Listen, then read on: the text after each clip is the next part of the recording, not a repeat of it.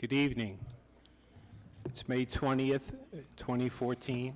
Notice of this meeting stating date, place, and time has been disseminated as required under the Open Public Meeting Act, Chapter 231, Public Law 1975.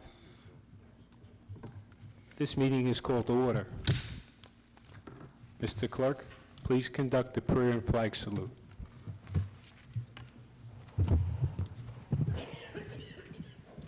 God of the universe, look thou with favor upon these here assembled, and bestow thy guidance upon the members of the governing body in their deliberations.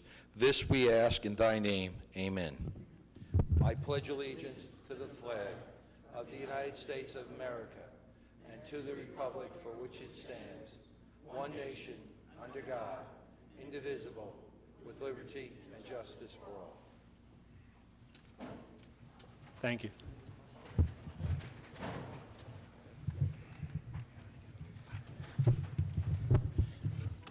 In the event of emergency, the proper method for exiting the council chamber is through the 3 doors in the rear of the room.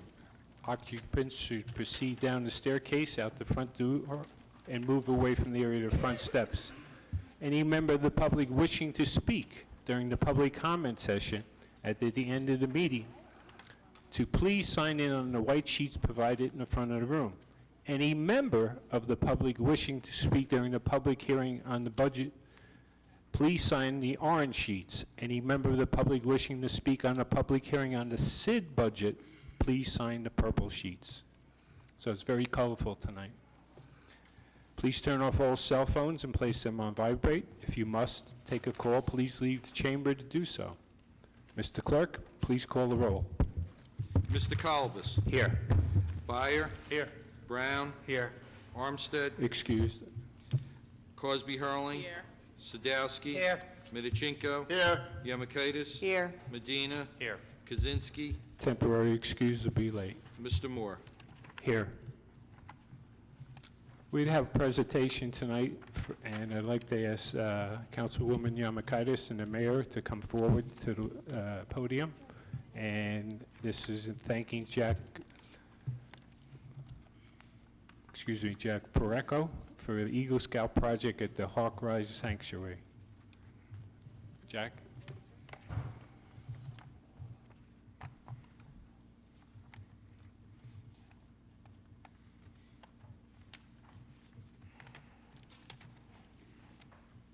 It's always a pleasure when you're going to give a resolution for somebody that does something good for the city of Linden, especially somebody who has achieved the highest rank in the Boy Scouts as an Eagle Scout.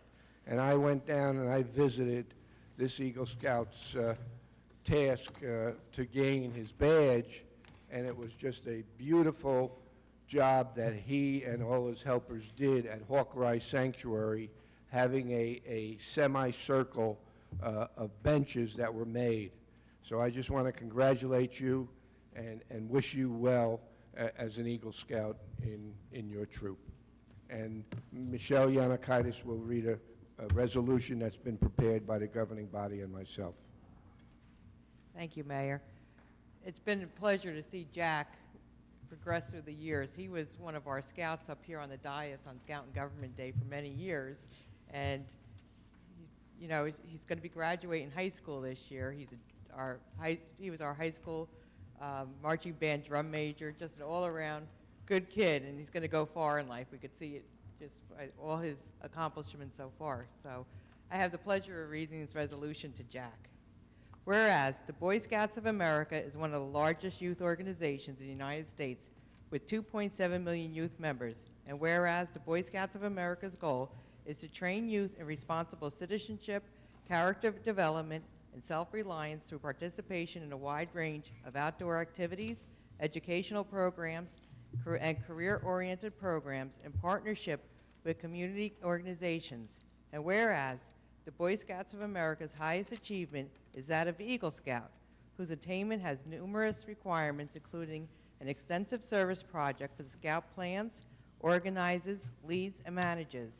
And whereas Jack Pecoraro, a candidate for Eagle Scout, developed his service project, an outdoor classroom around the trails at the Hawkeye Sanctuary with directions from the City of Linden and the New Jersey Audubon Society.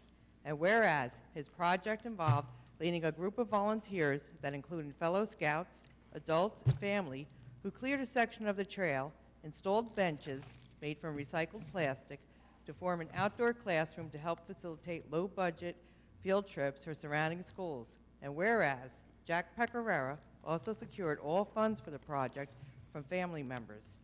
Whereas the mayor and council greatly appreciate the work done at the Hawkeye Sanctuary by Jack Pecoraro as part of his Eagle project, and which to recognize his contribution to the betterment of the sanctuary. Now therefore be resolved by the mayor and the council of the city of Linden that they hereby thank Jack Pecoraro for the development of an outdoor classroom at the Hawkeye Sanctuary as part of the Eagle Scout project, and recognize his achievement of the goals of the Boy Scouts of America in becoming a responsible citizen. And be it further resolved that a copy of this resolution be placed in the minutes of the City Council of the City of Linden in recognition of the efforts of Jack Pecoraro, and that a copy of the resolution be appropriately presented to him. And that's signed by our Council President and Mayor Gabunka. So Jack. Congratulations. Thank you. And I know this is a great need, you know, with all the cutbacks in budgets. You know, they're looking for especially outdoor classrooms to take the kids, so this was a great idea for a project. And continue your great work, Jack, okay?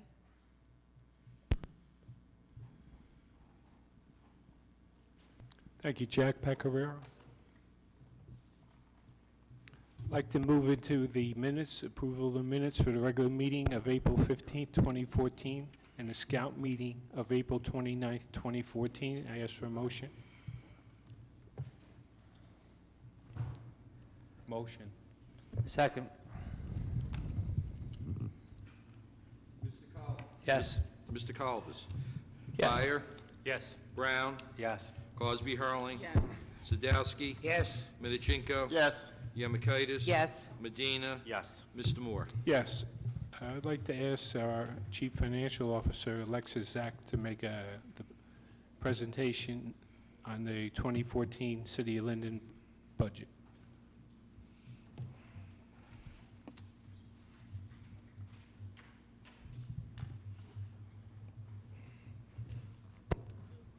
Good evening, everyone. I would like to take this opportunity to thank the Mayor and Council for allowing me to present the 2014 municipal budget.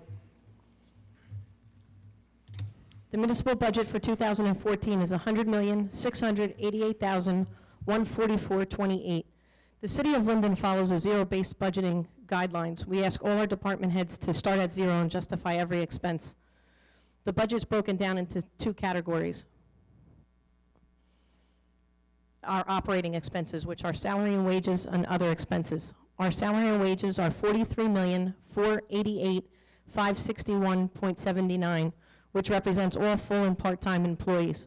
Our other expense category is $57,199,582.49 for the grand total of $100,688,144.28.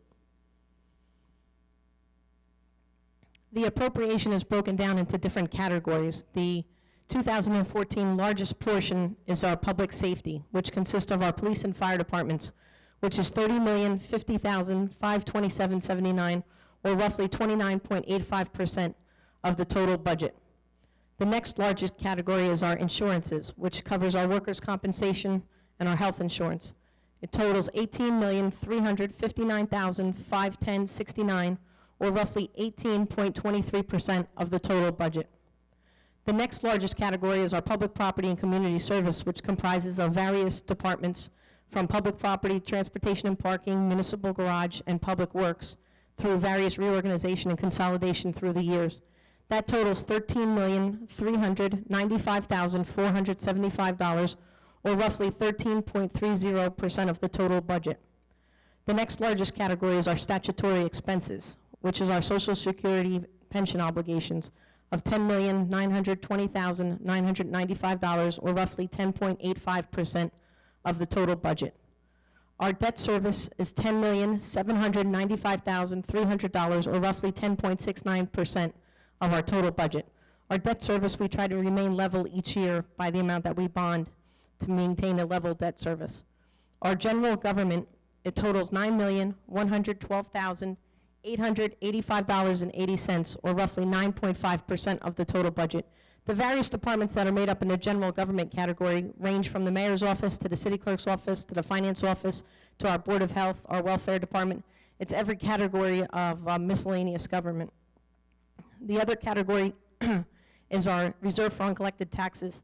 This is a number that the city has to budget because as a municipality, we have to collect 100% of the taxes for the Board of Ed and turn 100% over to the Board of Ed, 100% to the County of Union. But as a municipality, we not have the option of collecting 100% of all the taxes. So we have to have something called a reserve for uncollected taxes. Our tax collection rate is rather high. It's roughly 98%. The utilities for our 23 city facilities total $2,388,050, or roughly 2.37%. We're hoping to see this number decrease in future years as we're working on an energy aggregation project that should be able to reduce some of our utility expenses. We're presently in the process of having an audit done for all our buildings. And the library, which is the last category, is $1,795,400, or roughly 1.78% of the total budget appropriations.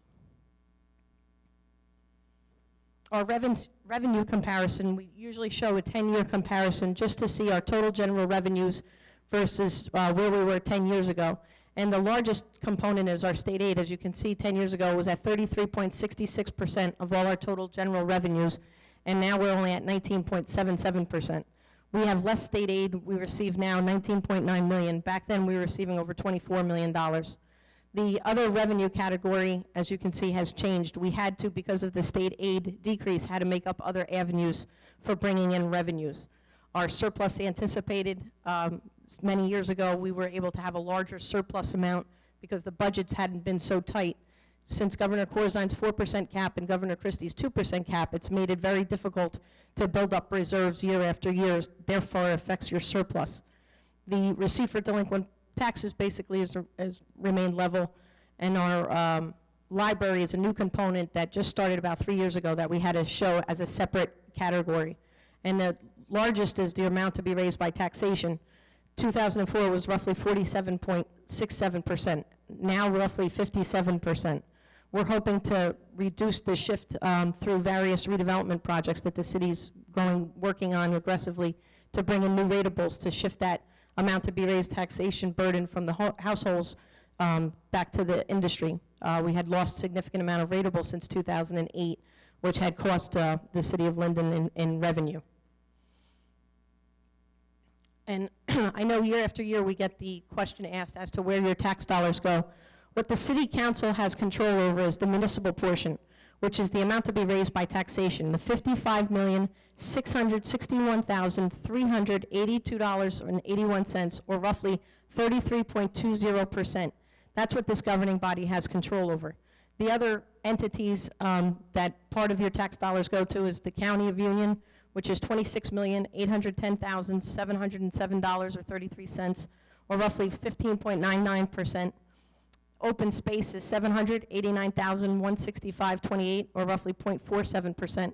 The Board of Freeholders is in charge of that. And the school Board of Education is in charge of the school, the amount to be raised by taxation, which is $82,686,313, or roughly 49.31% of every dollar spent to operate our school district. This year's municipal tax increase will affect your annual increase of $104.80, broken down by a month, $8.73, or by week, $2.18. This is based on an average assessed home of $134,200. And in 2014, our tax point is equivalent to $272,431. The next component is your capital budget, which is a plan that the City of Linden puts together with our various department heads. We ask them to submit a 6-year capital plan so that we can look to address our aging infrastructure, our roads, our sewers, our equipment. The public safety departments comprise of the fire department for various firefighting and thermal imaging cameras, which is totaling $101,640, and our police department, their capital projects total $626,000, which included 4 SUV upgrades, a CAD system amendment. This is for the computer system that the police department is right now in the middle of updating their CAD system, computer automated dispatch, and the various computer equipment needed to make that upgrade, and various traffic safety throughout the city of Linden. And the non-public safety departments of the capital budget comprise of our engineering department, which is roughly $1,854,000, which is for street resurfacings, the Range Road Bridge, there's some underground storage tank removal, and there's speed humps that the city is looking and investigating to do a pilot project in the city for the speed humps. The public property department comprises of various projects totaling $1.8 million. In the process of changing over the fuel systems at the municipal garage, we have a gas generator. We're going to be getting some grant funds to put in a gas generator, natural gas, for the City Hall building. We're working on the Memorial Park spray system. This is a grant and matching funds. Ventilation renovation and police department repairs in City Hall, and our City Hall roof replacement are some of the projects that public property is going to be addressing through the capital budget. And again, once the capital budget passes, it's a plan. It doesn't authorize spending until a bond ordinance is passed. A bond ordinance takes 2/3 vote of the governing body to pass a bond ordinance, which authorizes the spending. And the last category is our Public Works division, which totals $1,298,000. This is for an automated sanitation truck, for a bucket tree truck, for a front end loader, for asphalt, and for 3,000 carts for our automated sanitation truck. This is a new project that the city is looking into, going with the one-arm garbage trucks, starting in the 9th and 10th wards, I believe. So we needed to purchase carts for the additional wards that'll be coming later on in the future. So basically, this just explains to the residents what our budget looks like, what our current fund budget looks like, what our capital fund budget looks like. If you have any specific questions on the budget, I'll be glad to answer them. And I'd like to thank you all for your time and attention, and I'd especially like to thank my assistant, Christine Figueredo, for all of her hard work and efforts in helping me put this presentation together and doing the various ward club meetings that we've done through the last month. Thank you all.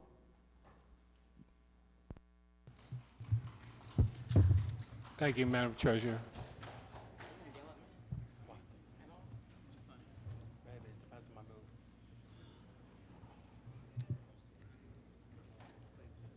No, we have questions and he has to read the amendments and then.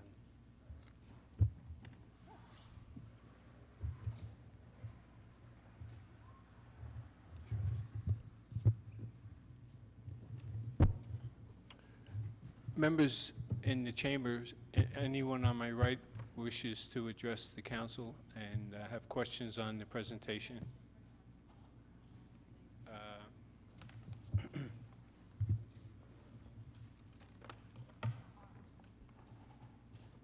right, we'll start with Pat Hero.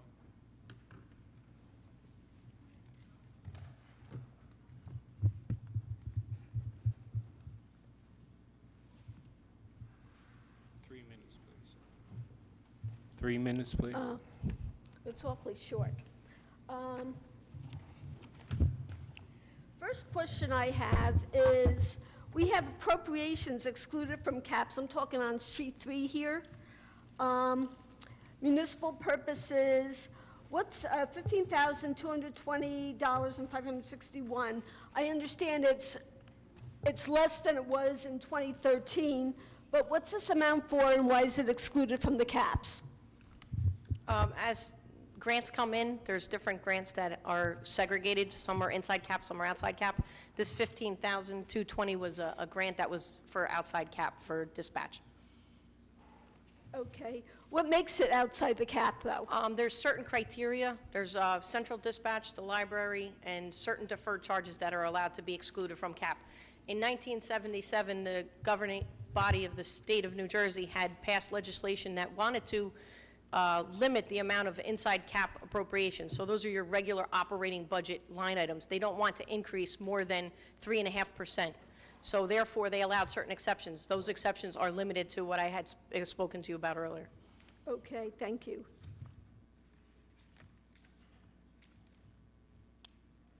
So I guess that answers my question on number 9, because on number 9, we have a large amount of grants that we got in 2013, but they're not showing up for 2014, so we don't put them into the budget until after we get them, correct? Yes, ma'am, correct. Okay.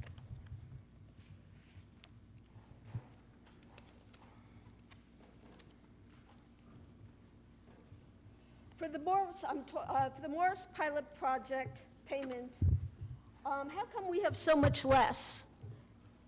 We were supposed to be, I guess, $358,560 was anticipated, but in 2014, we're almost getting almost half of that. In 2012, that pilot project started, but we couldn't collect any funds until 2013. So in 2013, it actually was part of 2012, part of 2013, thereby making it a higher number. The actual, per the agreement, amount is going to be $187,131 for the pilot project. Okay, thank you. Just tell me when I'm finished, Mr. Miller.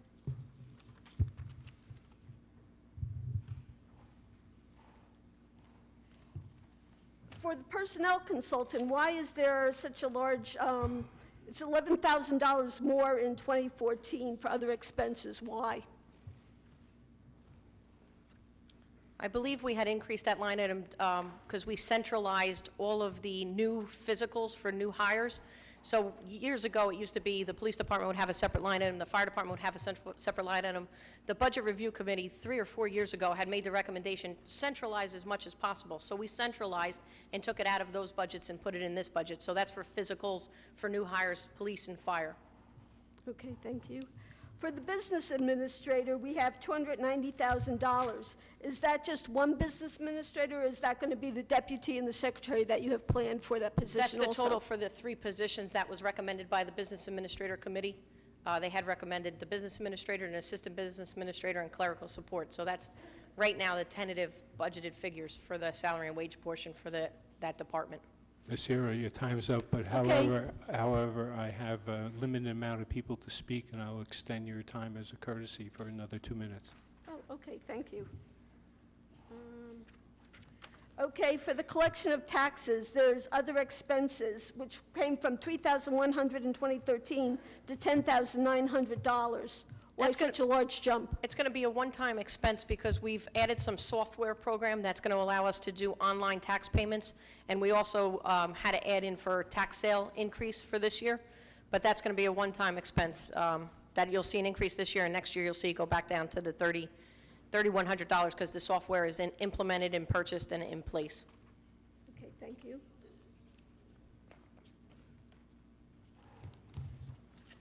Also with the zoning board, it went up $10,000. How come? The zoning board, 2 months ago, I believe, the Revenue Enhancement Committee had met with the Construction Code Committee in reference to revamping the entire city of Linden zoning ordinances. So that was to increase the professional service budget to hire Mr. Ricky to prepare and revamp the zoning board ordinances. Okay, thank you. Health benefit waiver from $55,000 to $125,000 for other expenses. We had certain employees that, under the Chapter 78 rule, there had been, say, husband and wives that maybe had worked for the Board of Education, but because of the legislation, they weren't able to waive their benefits. Now that this, I believe it's the Board of Ed, is no longer in the state health benefits, that opened up some employees to now be able to waive their health benefits. So it has increased the amount of our employees. It's one of the saddest things to say that you can waive your health benefits, because I don't think you should be able to waive your health benefits. I think you should either be able to take them or not take them, but not get money for not taking them. But that's just my opinion. Let me see one more. Just tell me when you want me to stop, Mr. Municipal 15 garage. seconds. 15 seconds. Okay. Other expenses for the municipal garage, over $1 million now. Basically, the increase was due to the fuel. They had increased their requested amount for fuel services in that line item. That's where the city fueling fleet budget is budgeted out of, and that increased over last year. Okay, thank you. Thank you, Mr. Moore. Thank you. I'd like to ask George Donnelly to come up, please.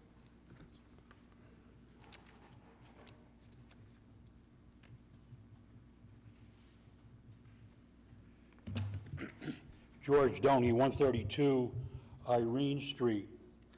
Item on sheet number 38 with regard to street aid resurfacing, how does that relate to the ordinance 5823, 38, and 39?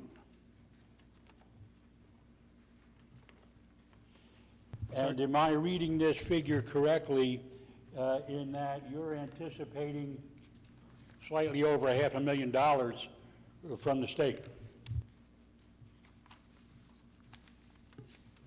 Mr. Verchik, I believe we just received the state aid number for the street resurfacing. Was that $250,000 for this year? Yes. So of this $522,000, you're anticipating getting back $250,000 from the governor? From the state, yes. I would have to take umbrage with that, because I don't think this governor's going to give you anything back. He's already looking at an $800 million deficit that he has to close by June 30th. He's already tried to steal your affordable housing money, and I really wonder if you have a valid figure here. Well, according to what we received from the state of New Jersey, just I believe it was last week the letter came in. It's a certified letter that states that that's the amount that the city of Linden will be All right, receiving. let us move a little bit further with regard to ordinance 5823, 38, and 39. Is that part of this $500,000 that we're talking about? Mr. Doney, the question you're asking me is in reference to the capital budget, because right now we're in the budget hearing and the city attorney advised me that we have to talk about the budget. There seems to be an interrelationship there. You're talking about asphalt and resurfacing, and that's the same ballgame. No, Mr. Doney, So my question has to be, how do these two figures relate? No, Mr. Doney, right now, we're having a hearing on the budget. Those ordinances are on for hearing or introduction later. They're not part of this discussion. They're not part of the budget. So you don't want to talk about it right now, but a little bit later I can come back? Correct. Thank you. Mr. Moore.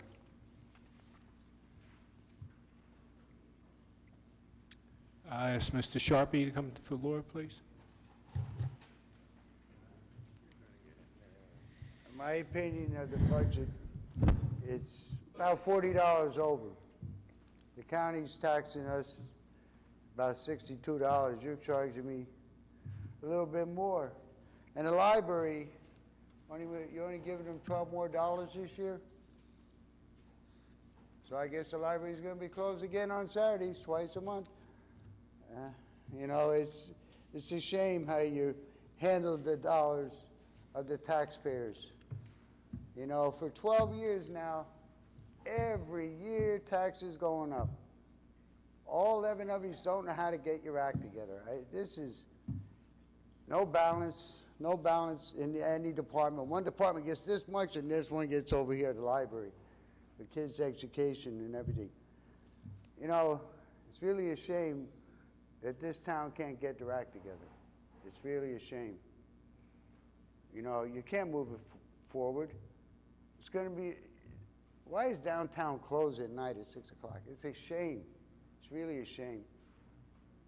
Where 11 people can't get their act together, even balance throughout all departments. One department gets more than the other. You know, you talk about politics. We're not talking about politics. I know, I'm talking about people who get appointed to the courts. That's why I want to say why that budget. Certain people get appointed to the courts. I'm already paying for their salary in the county. Why do I got to pay for double dip out of my taxpayer money and the land that I owned in this town? It's really a shame. Me and my business partner, that's why we're moving out. That's why Anspect is moving out of this town. It's really a shame how you treat the taxpayers of this town. It's really a shame. Thank you very much. Mr. Brown, you have a statement? Council President, I think we need the amendment to be read first.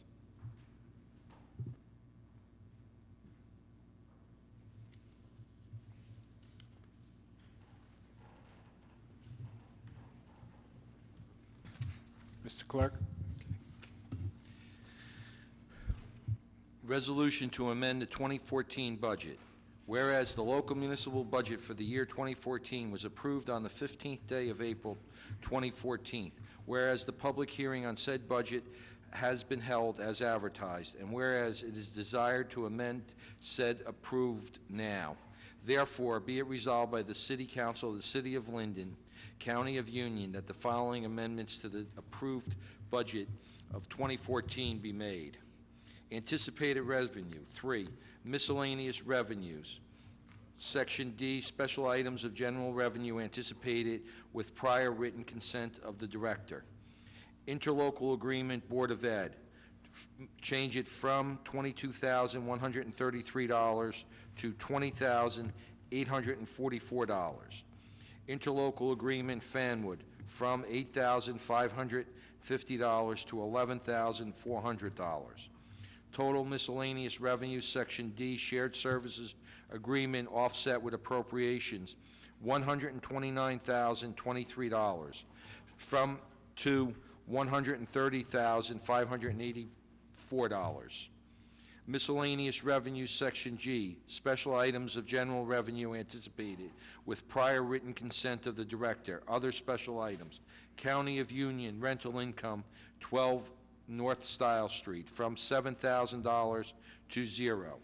Total miscellaneous revenues, Section G, other special items, from $10,166,559.50 to $10,159,559.50. Summaries of revenue. 3. Miscellaneous revenues. Section D, shared services agreement with offset with appropriations, from $129,023 to $130,584. Total Section G, other special items, from $10,166,559.50 to $10,159,559.50.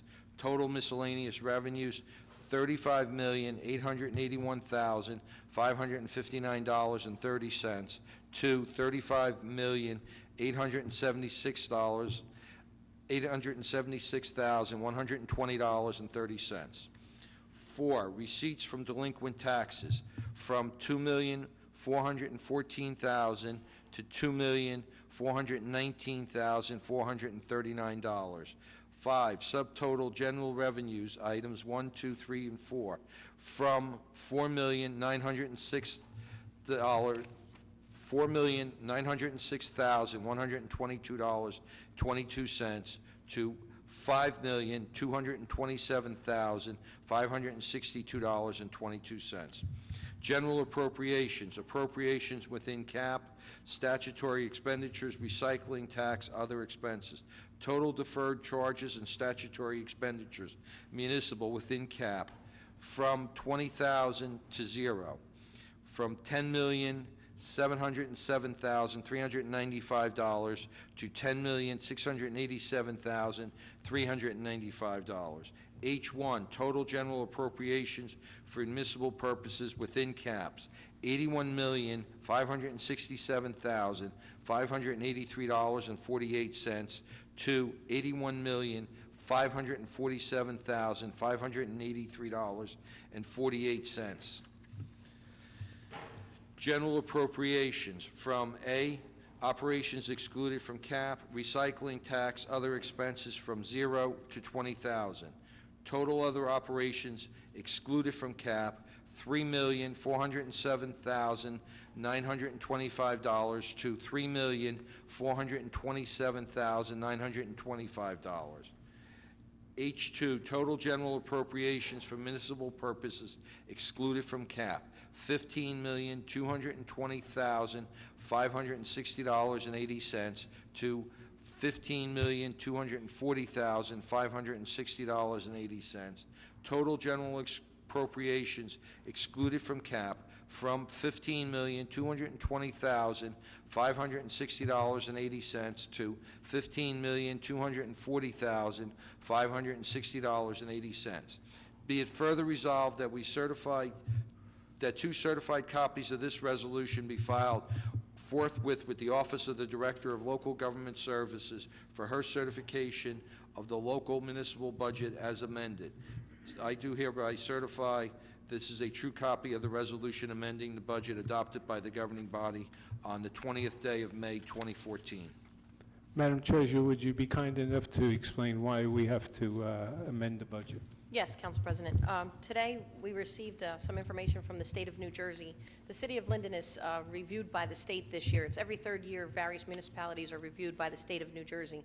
There were certain technical amendments that they requested that we provide. That is exactly what this amendment does. It amends the technical for 3 revenues. The Board of Education, it changes the revenue from $22,133 to match the appropriation of $20,844. It changed the amount for Fanwood revenue from $8,550 to $11,400, and it changed the rental income for 12 North Style Street from $7,000 to 0.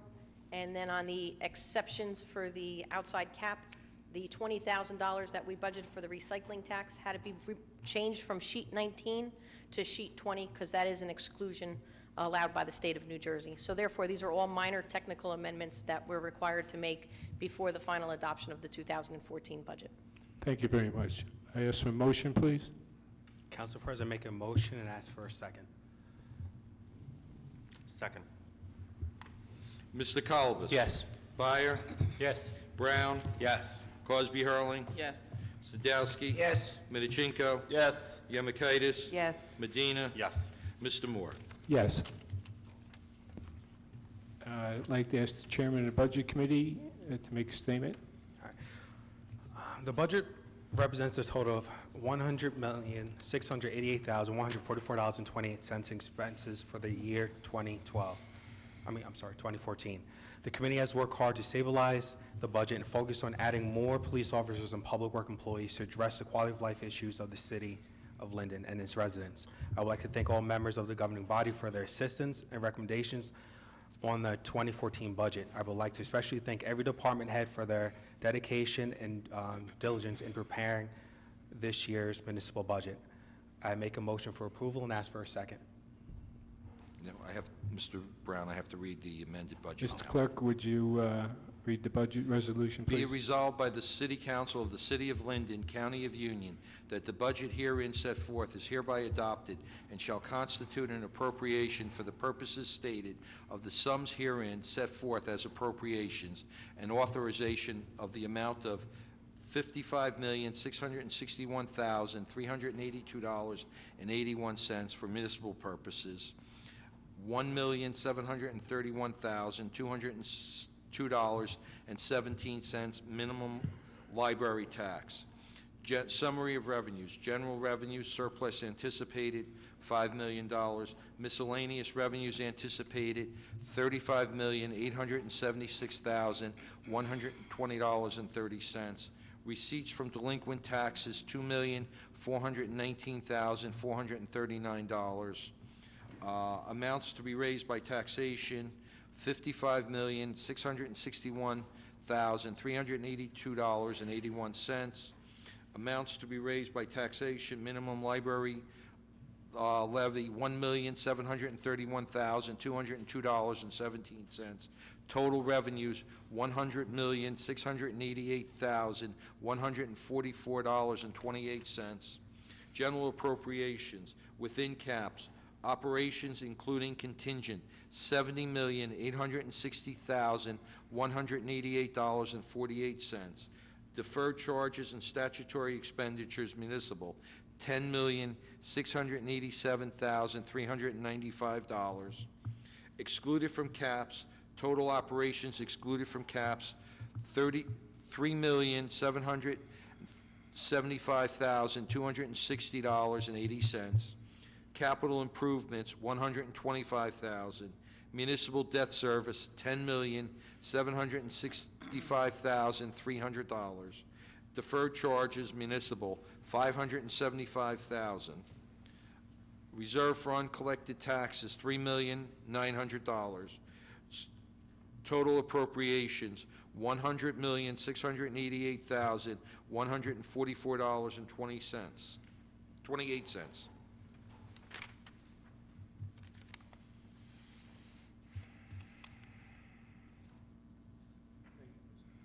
Thank you, Mr. Clerk.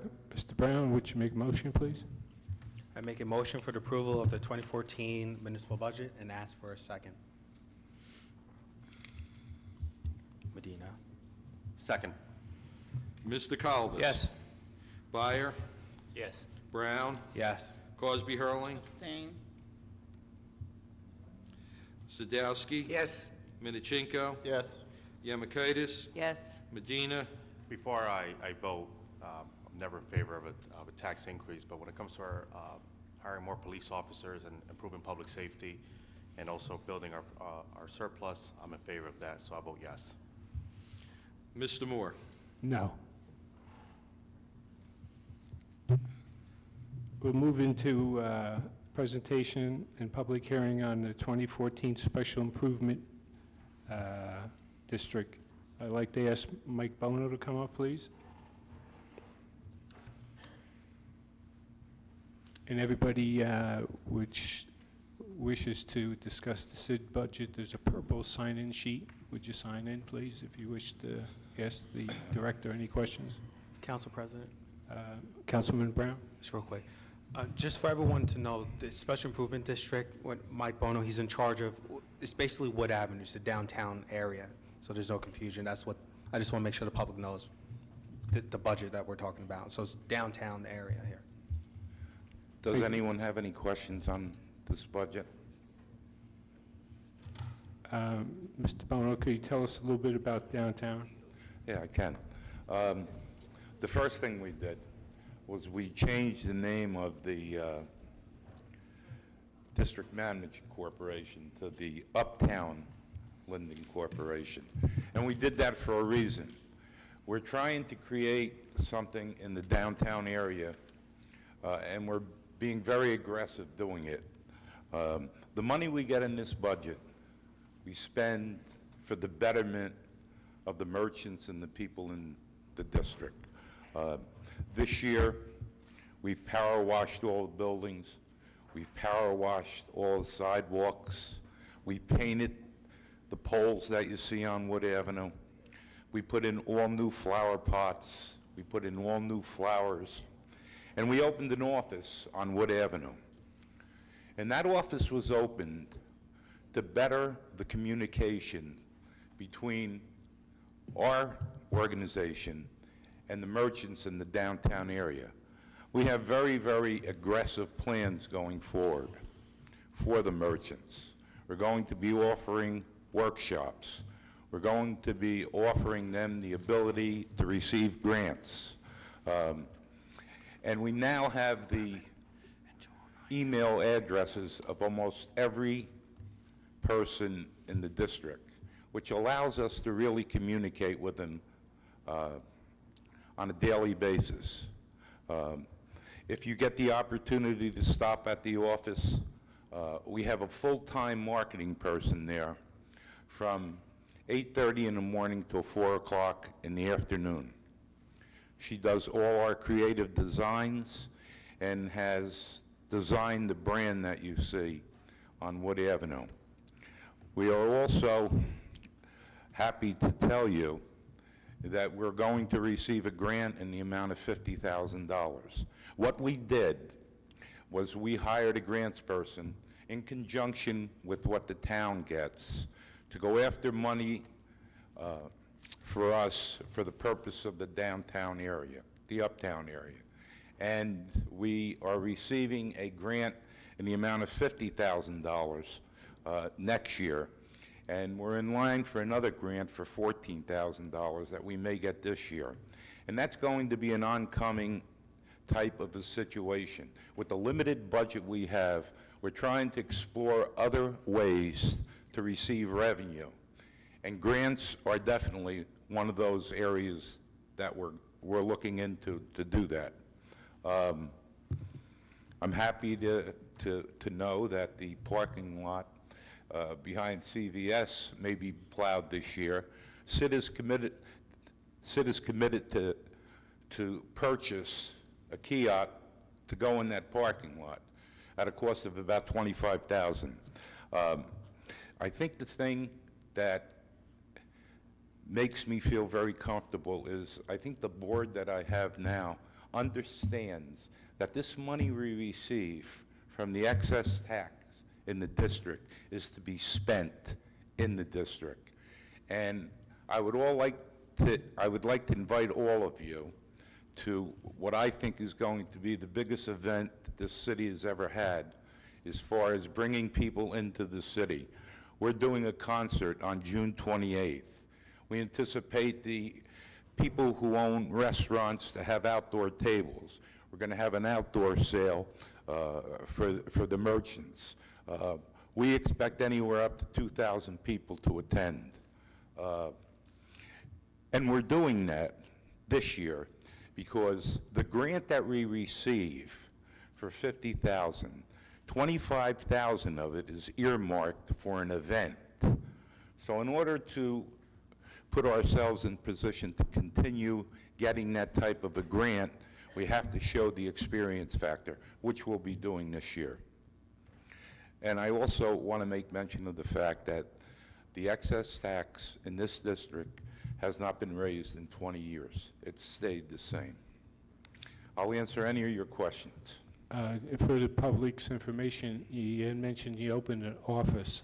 Could you tell us specifically where the office is on Wood Avenue? The address, it's on the corner of Wood Avenue, right across the street from CVS. We're having a little bit of a problem with the address because there's 3 buildings that have the same address. So we have to get the landlord to change the address because we're getting mail from the other 2 places. And certain days a week, are you open? We're open 5 days a week and every other Saturday, And what are your hours? from 8:30 to 4 o'clock, And the public can walk in and, anytime they want. thank you. I would like to ask members of the public who signed in, which Pat Hero, come up and ask some questions for 3 minutes, please. Actually, I got my answer to this before. I'm even going to ask the question, but I might as well ask it. If you could use the mic for people at home. Basically, I understand that the SID's budget is with the resolution that was passed last month, but I personally would wish that we had a copy of the SID budget out here. Of course, I get one now, so the public could have it. Well, the reason they're not out there is my fault, because I had them all here and I should have put them there. Okay. Okay? Okay. You can have 10 of them. For anybody else who wants them. Okay. It's amazing that we have $100,500 for the SID budget, but only $30,000 for the LEDC budget. No wonder Ron Stefanowitz left us. But anyway, I have a question. What are we doing to bring new businesses into Wood Avenue? What are we doing? Yes. A lot of different things. I think it starts with getting the people from Linden to support the uptown area. And we're doing that. We're doing that in various ways. Number 1, communications. Number 2, we're making the aesthetics of the avenue more pleasing. We're constantly going to be communicating with the merchants on the avenue to help them, show them where they can receive grants, build a website for them. When new businesses come into town, I pay up to $300 for a new sign for those people. So I think to answer your question, it's more communications than we've ever had before, and technology allows us to do that. We will see. How about the problem with us, people who do go down the avenue often feel free to not stay in the store that long because they're going to be ticketed? What are we going to do about that? It's a two-edged sword. Ticketed You know, parking really isn't a problem. What's a problem that we found over the years is that people feed meters, which do not allow people who are shopping go there. When we get the new parking lot paved and we have a kiosk put in, I think it's going to be a lot better. And we have to have enforcement on the avenue. And if we don't have the enforcement, and the people that are doing the enforcement use common sense. They try to give people an opportunity to leave. We don't want people can't park there and shop for 3 hours. We all know that. You know, the average person shops for a half hour. So you know, getting tickets should never be a problem. I was talking about all the women that go to beauty salons, and sometimes, you know, permanents do not take just 30 minutes. I understand. So, Thank you. I guess my last question Briefly, please. is with regard to Wood Avenue. It just doesn't seem as though people feel the need to go down shopping. I mean, yeah, you say you bring in more communications, but how do you make it more like, for example, Westfield, where people go there at night? I mean, that's what we need. I think we need more night traffic. What are you going to do for the merchants? You're absolutely right. And we're trying to, I don't think we're ever going to be Westfield, okay? I think our No, model is obviously more not. like South Orange, which is a good model for us. You know, I think by creating some of the things that we're doing, having outside dining, making it more appealing to go down to the downtown area, having these type of events that we're going to have to tell people that we're really doing something in Linden. You know, it's important. What we're trying to do with the budget that we do have is to help the city that doesn't have the manpower to do some of the things that have to be done. We're doing it, and we're going to continue to do it. Okay. I am going to speak later on about an ordinance I think is going to hamper you in Thank you your very much. efforts to do that, but that's later on. The ordinance, you know, the redevelopment ordinance for the Plaza Theater area. Thank you. Okay, So, thank you. Mr. Bono? Sorry. I Any have, other questions? I have maybe a simplistic question. Could you explain to the public what the kiosk is? Okay, and you've probably all seen it. Use the microphone. It's a place in the parking lot that we're going to have behind CVS, where instead of having meters, you have a kiosk where you would go and all the parking spots are numbered into the kiosk. And if you want to park there, you go to the kiosk, you put the money in, you get a ticket, and you don't have to go to a parking meter. It's much cleaner and I think much more efficient. Thank you, sir. Any other questions? We have no further questions. Any council members? No, I just want to make a statement. Mr. Brown, statement for? Yeah, Ms. Sid? Hero, you bring up a lot of good questions, but one thing I do want to point out to the public that, you know, Mike and the rest of the CID has been doing, and as former Councilman Koziel's here, it actually started with him a couple of years ago, not to point him out, 3 years ago, where we've developed a better relationship between CID and the council, where there's projects where we're working hand in hand in. So I'll give you a perfect example. Cleaning up Wood Avenue was an issue that CID brought to us, and it's a matter of the city helping address those needs, whether we pass certain ordinances or I think at this point, last year or this year, the traffic enforcement guys can now give out certain tickets when it comes to littering and things like that. The garbage cans that are on Wood Avenue, rather than that coming out of the CID budget, that's money that came out of a grant money that the city got that didn't cost taxpayers anything. So what I envision happening on Wood Avenue, it's going to get better as the city and CID develops a better relationship that wasn't there in the past.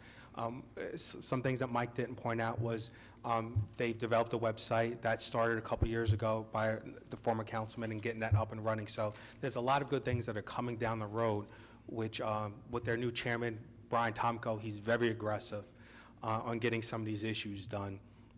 And Wood Avenue, I see it being cleaned up more.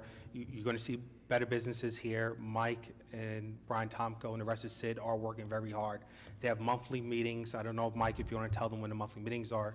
That's open to the public, where residents are more than welcome to come, give their input, and be involved as well. The monthly meetings are the second Thursday of every month, and I invite anyone who would like to attend.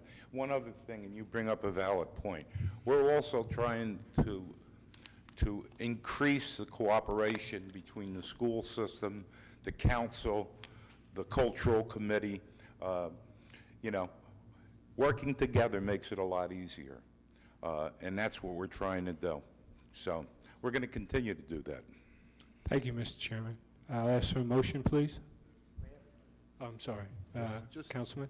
Yes, Mike, just for the public's knowledge, you said you're open every other Saturday. Is that also from 8 to 4? Yes. And the CID meetings, the second Tuesday of each month, is where? Downstairs in the caucus room. Okay, thank you. Pardon me? The planning room? That's what I said, the caucus room. The second Thursday, yes. Did I say Tuesday? It's here in Sorry, City, second Thursday, I did say Tuesday. Second Thursday. The second Thursday. you're here in City Hall in the caucus room. Yes. Thank you. Then I'll ask for a motion. Council President, make a motion for the adoption of the SID budget and ask for a second. Second. Mr. Kalbas? Yes. Byer? Yes. Brown? Yes. Cosby Hurling? Sadowski? Yes. Minichinko? Yes. Yemakaitis? Yes. Medina? Yes. Mr. Moore? Yes. This is the date and time established for public hearing on ordinance on hearings. We have ordinance 5922 to 5834.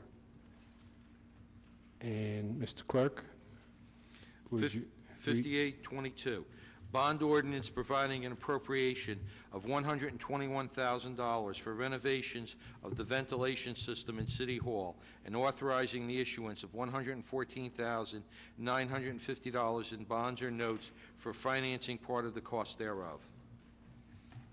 Mr. Clerk, has the ordinance been properly published and posted? Yes, sir. Have we received any written communication? No, sir. Is anyone in the audience wish to be heard on the ordinance? Motion, please. Council President, make a motion for the adoption of ordinance 58-22 and ask for a second. Second. Mr. Kalbas? Yes. Byer? Yes. Brown? Yes. Cosby Hurling? She's Sadowski? excused for a moment. Sadowski? Yes. Minichinko? Yes. Yemakaitis? Yes. Medina? Yes. Mr. Moore? Yes. Mr. Clerk, 5823, please. Bond ordinance providing an appropriation of $110,000 for the acquisition of asphalt for the Public Works Department and authorizing the issuance of $104,500 in bonds or notes for financing part of the cost thereof. Thank you. Has the ordinance been properly published and posted? Yes, sir. Have we received any written communication? No, sir. Does anyone in the chamber wishes to be heard on the ordinance? Sir, would you please come up, state your name for 3 minutes?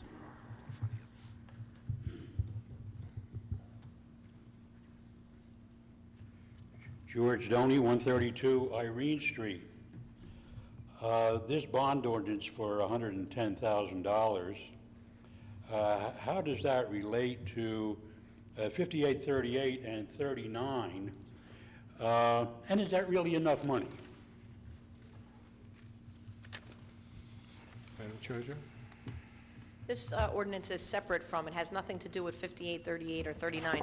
This ordinance is strictly for the Public Works Department to have access to asphalt in order to do their various repairs for their roads and sidewalks and so forth. If I see Supervisor Makuchi's here from Public Works, if you need more detailed explanation, he's the supervisor in charge of roads. I'm sure he can embellish upon that. Well, would this be just for pothole repair, or are we talking about full street repair? I believe they do pothole repairs. Mr. Makuchi, if you would be able to just come up to the podium and answer Mr. Doney's questions.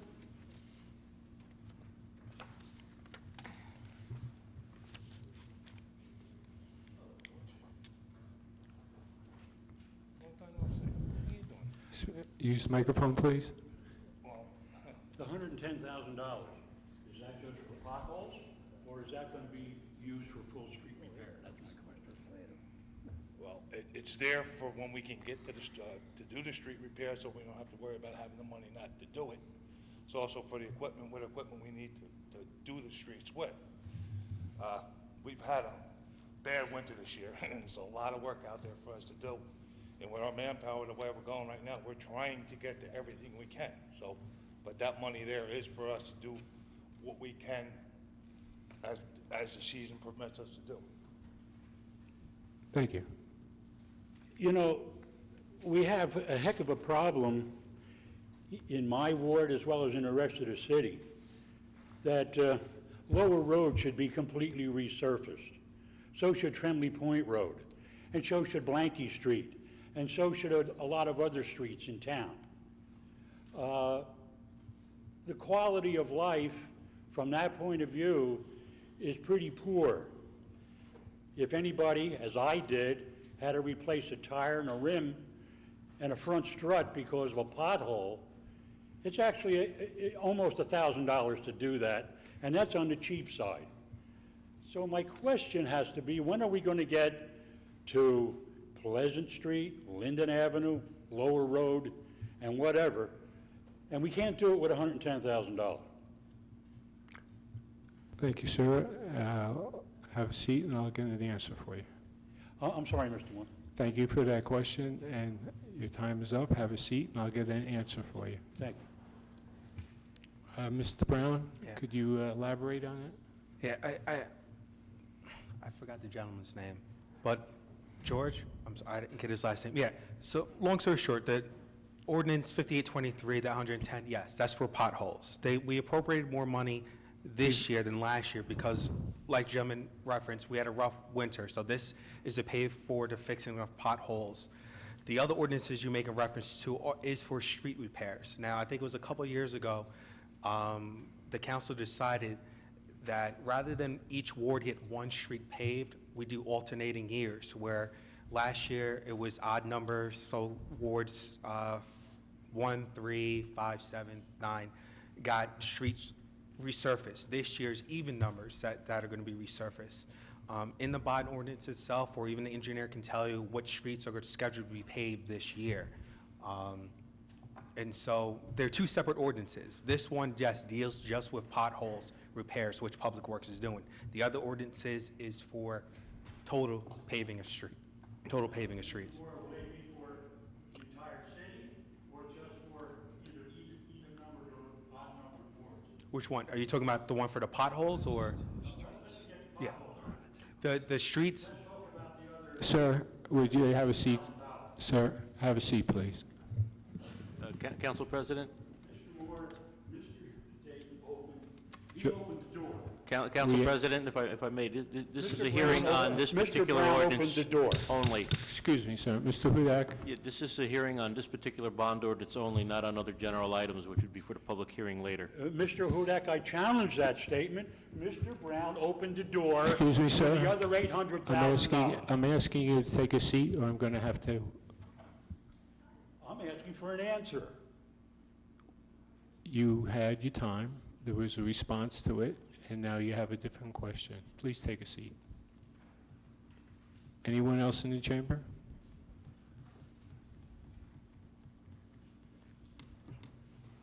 What seems to 3 be the minutes. what seems to be the problem with this is that we only have 8 hours to do work. At one time, we used to have the crew split in half, 16 hours of work, and this could all be accomplished with the Public Works crew being divided into 2 crews, and it could all be done. But when you have the whole crew coming in 8 hours, it ain't gonna possibly be done. But with 2 crews, 7 to 3 and 3 to 11, it could possibly be done. But years ago, they went to 1 crew, and this is the problems that happened. When the former mayor, John Gregorio, they had 2 crews. Now, the new administration 12 years ago took over, and they said that, oh, we'll do it all in 1. That's why things aren't getting done. Thank you. Anyone else in the chamber has a comment? Seeing none, I ask for a motion, please. Council President, make a motion for the passage of ordinance 5823, and ask for a second. Second. Mr. Colbus? Yes. Byer? Yes. Brown? Yes. Cosby Hurling? Yes. Sadowski? Yes. Minichinko? Yes. Yamakaitis? Yes. Medina? Yes. Mr. Moore? Yes. Mr. Clerk, 5824, please. Bond ordinance providing an appropriation of $154,000 for the construction of a water spray park in Memorial Park and authorizing the issuance of $83,600 in bonds or notes for financing part of the cost. Chairman Brown? I have to ask for public comment first. Yes, would you come up, please? You need to ask if we posted it and stuff, Mr. President. Was it properly posted? Excuse me. Has the ordinance been properly published and posted? Yes, sir. Have we received any written communication? No, sir. And I would ask anybody in the chamber who wishes to speak on it, come up. State your name, 3 minutes, please. Diane Wolverding. Morris Avenue. Is this funded strictly by taxpayer money? Lex, how much of it is grant money? This, we'll be receiving half of this as a grant from the Kids Trust County of Union, and the other half would be from the bond ordinance for the taxes. So the bond part of our part The of amount it to is be raised. 154,000? No, 83. It's 83,000. 83,600. 600. Well, I just happen to think that this is a luxury item. I don't think right now that we can afford luxury stuff until we get all our ratables going. When I was a kid, I survived by running through the hose, didn't have a pool. We would walk by the fire department, and when they were washing their trucks, occasionally they sprayed us, which was a lot of fun. But I survived my childhood, and I think 154,000, whether it's a grant or something, should be delayed until we get a company, possibly, to give us money towards that. You know, we have some good companies in this town that are very generous, so I think we should look in that vein to help us get some more money for a project like this, because to me, this is a luxury item. Thank you for your comments. Anyone else in the chamber? Would you please come to the microphone, please?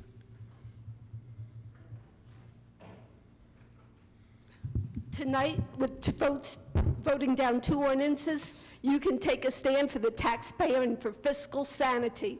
Stop the insanity of too much spending. We don't need this. For example, $154,000.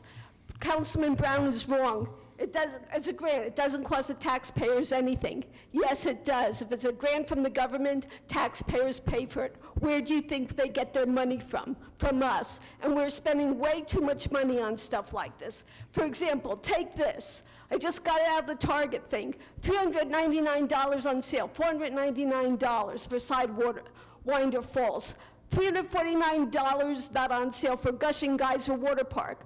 We could put one of these or 2 of these in every one in every ward park.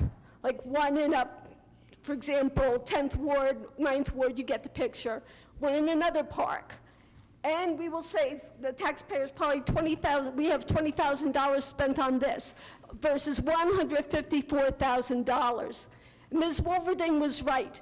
Why don't we just use the little things, the sprinkler systems that they have to water the lawn? You could have one in every single park.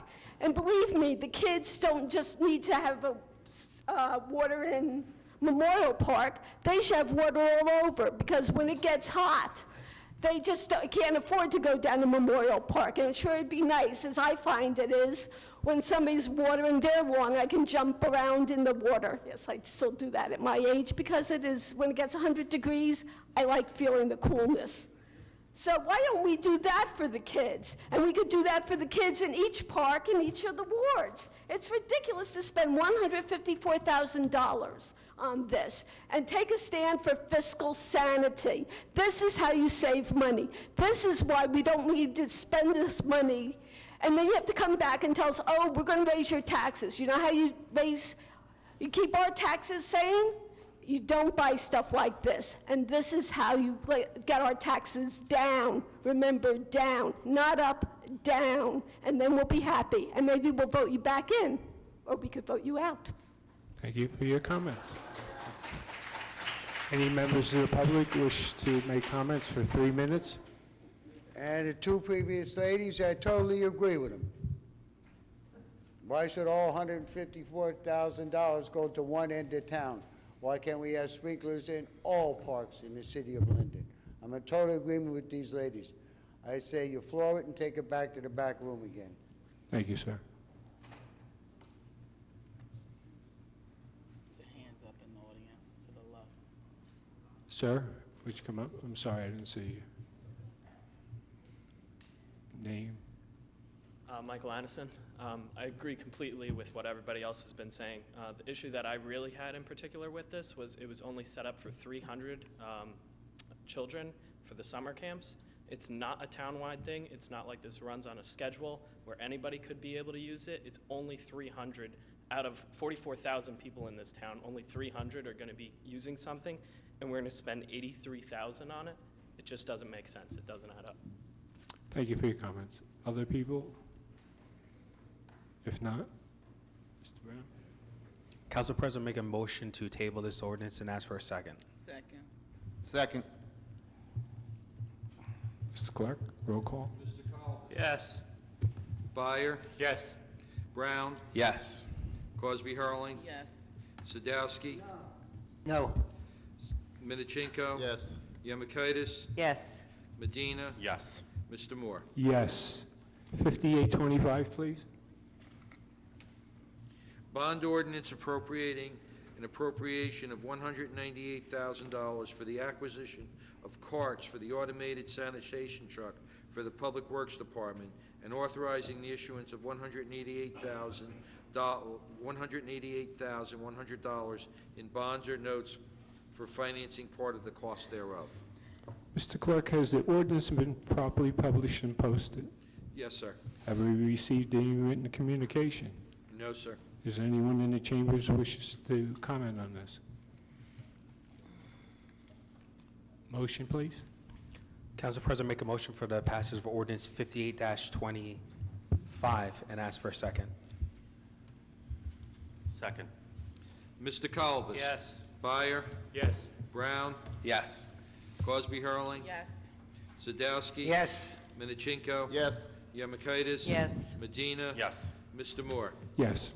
Mr. Clerk, 5826, please. Bond ordinance authorizing the acquisition of various items of capital equipment for the Public Works Department, appropriating $632,500, and authorizing the issuance of $600,875 in bonds or notes for financing part of the cost thereof. Has the ordinance been properly published and posted? Yes, sir. Have we received any written communication? No, sir. Is there anyone in the chamber wishes to be heard on the ordinance? Motion, please. Council President, I make a motion for the passage of ordinance 58-26 and ask for a second. Second. Mr. Colbus. Yes. Byer, Yes. Brown, Yes. Cosby Hurling. Yes. Sadowski. Yes. Minichinko. Yes. Yemakaitis. Yes. Medina. Yes. Mr. Moore. Yes. 5827, please. Bond ordinance providing an appropriation of $880,000 for the acquisition and installation of a gas generator for City Hall and authorizing the issuance of $672,524 in bonds or notes for financing part of the cost thereof. Mr. Clerk, has this ordinance been properly published and posted? Yes, sir. Have we received any written communication? No, sir. Does anyone in the chambers wish to be heard on this ordinance? You're allowed, due to our new resolution, to speak twice. How many times have you? Individuals are entitled to speak for a period of 5 minutes. Each is permitted to speak 2 times during one meeting. Council President, on ordinances on hearing, the public can speak. I apologize. Pat Hero, will you please come up? Please come up. 3 minutes, please.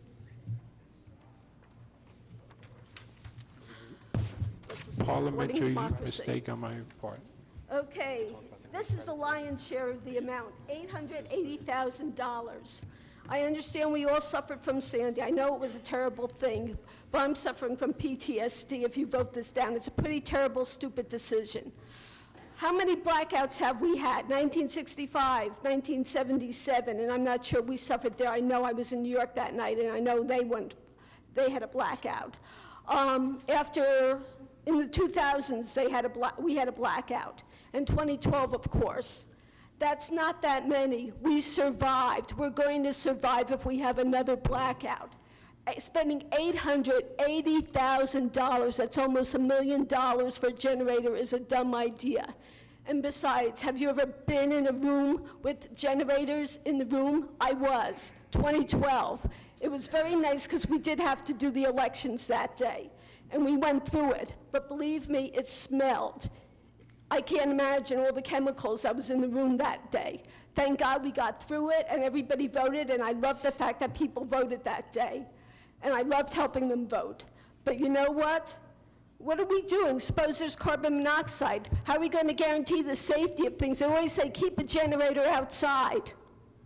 Well, what are we going to do? Are we going to have the generator inside? We've already had problems. And $880,000 for something that may or may not happen in 15 years is a horrible, horrible decision. Be smart. Vote no on this. It's a ridiculous idea to spend that much money for something that may or may not happen. And again, the thing with grants, yeah, we may have some money coming to us from grants on this, but you know what? We could spend it elsewhere and probably better. Thank you for your time. Thank you. Would you please- Mr. Council President, can I yeah. just make a comment on some of those statements? Yes, sir. Mr. Mayor? This generator is going to be outside. It's being run by natural gas. We are getting grant money for the generator, and we will also be selling energy back to the grid, the power grid, where we'll be making money on it. And I disagree with you, because I lived those 14 days of power failure with Superstorm Sandy, and I was getting ostracized by the public for lack of power, lack of communication in City Hall, and we need a generator. We need a generator to function in this city, and to me, this is money well spent that we will get back after about 5 or 10 years.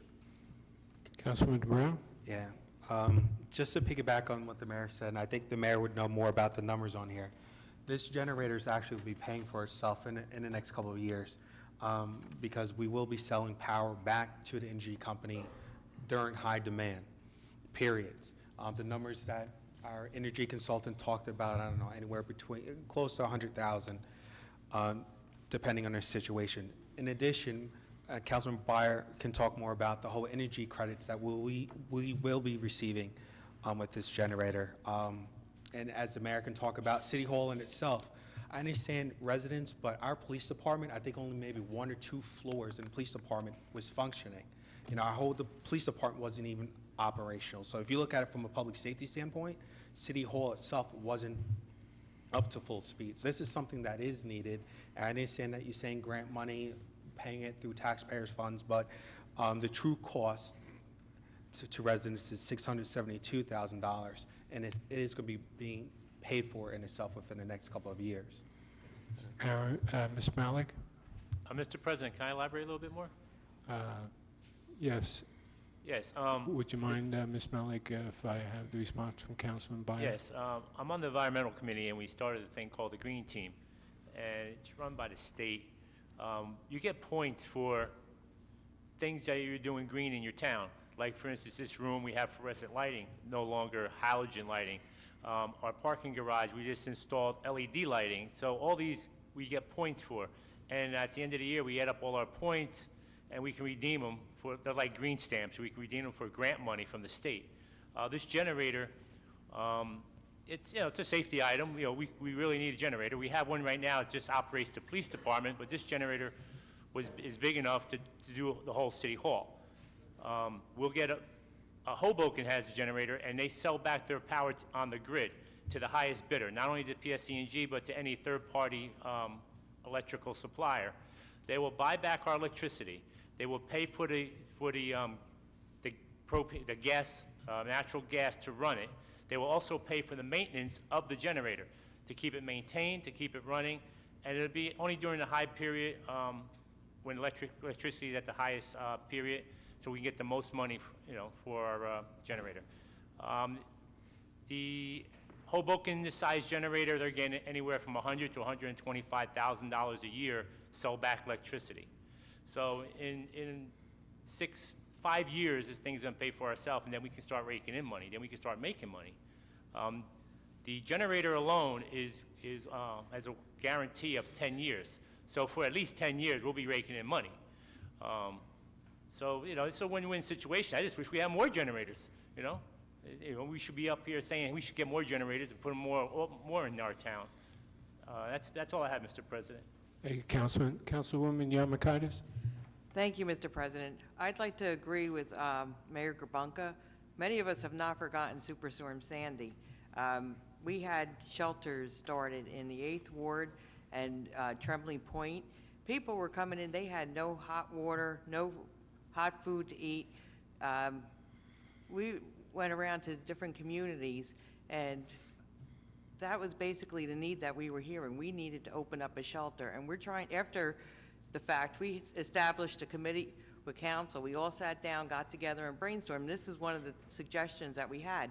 We cannot open up the JTG Center, which was one of the biggest venues in the city, to house residents. God forbid something else happens.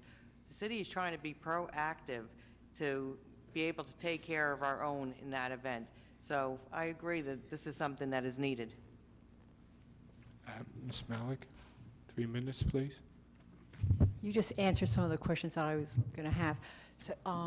So with this generator, can we use it like for peak loading? So it's going to be fully integrated into our system?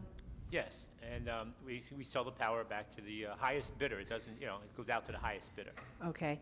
And the other question I had is, I know that you can actually get kind of portable generators. Was it ever thought about having a generator just kind of when we need it to bring one in? And has anyone ever looked at that as an opportunity? This generator is like the minimum size for this building. You couldn't run this building on portable generators. You couldn't run police department on portable generators. You need something that's sufficient enough. And it runs this one that we're going to be getting, or that's being proposed here, is going to run the entire City entire Hall, City and I Hall. believe Gregorio Center. Okay. And what did you say that the payback on this was in how many years? We get anywhere from 100 to 125 a year. Okay, so it's like less than 6 years, Yeah, 5 we're years? spending like 672. So in less than 6 years. Okay. And all it's guaranteed for 10, so we have another 4 years we can collect on. Okay. And can you just repeat about the maintenance on this? So who's liable for the maintenance on this? It'll be in the contract with our supplier. They will maintain it and keep it running. And so there's no hidden costs, like, so every year we're not going to get hit with any maintenance costs, nothing? So we just pay the amount that's in here? So this is, a fixed cost, but there's no variable costs that we have to contend with? No, this is what I was understand that, it's in a contract that whoever buys the electricity also has to maintain the generator by supplying the gas and the oils and to keep it maintained. Okay, thank you. Thank you for your input. Other, Ms. Hickey?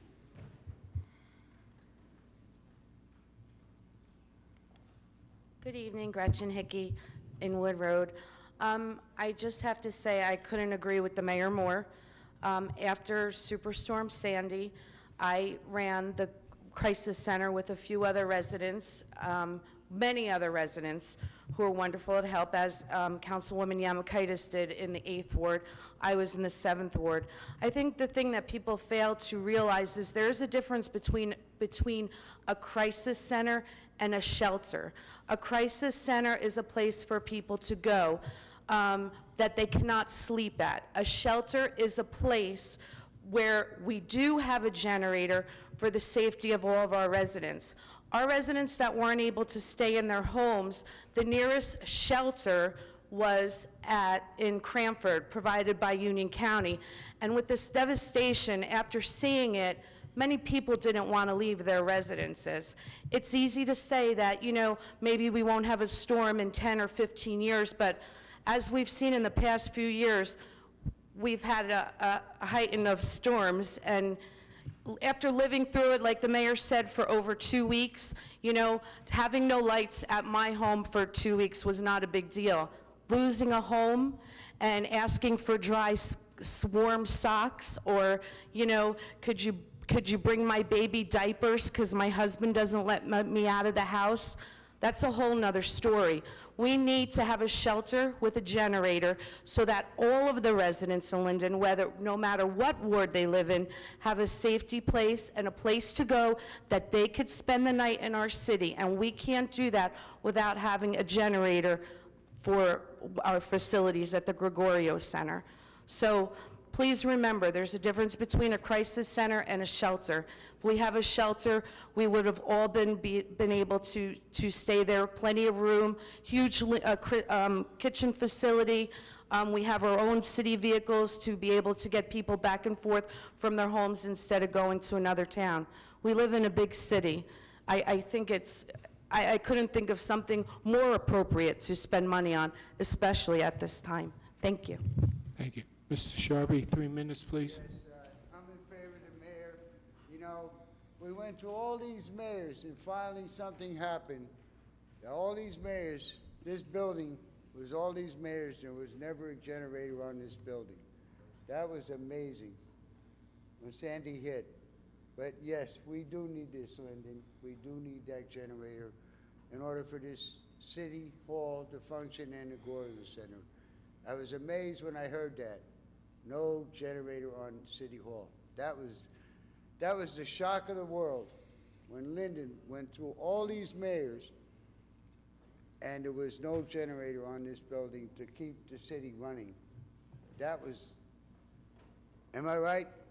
There was no generator ever put on this building to function the city government. Paul, with all due respect, you're wrong. We do have a generator, but it's an old generator, and it could only generate enough electricity for the PD. City Hall was in total darkness. I Thank think it's you. on top of the roof, too. May I have a motion, please? But one more. Oh, would you come up? I'm sorry.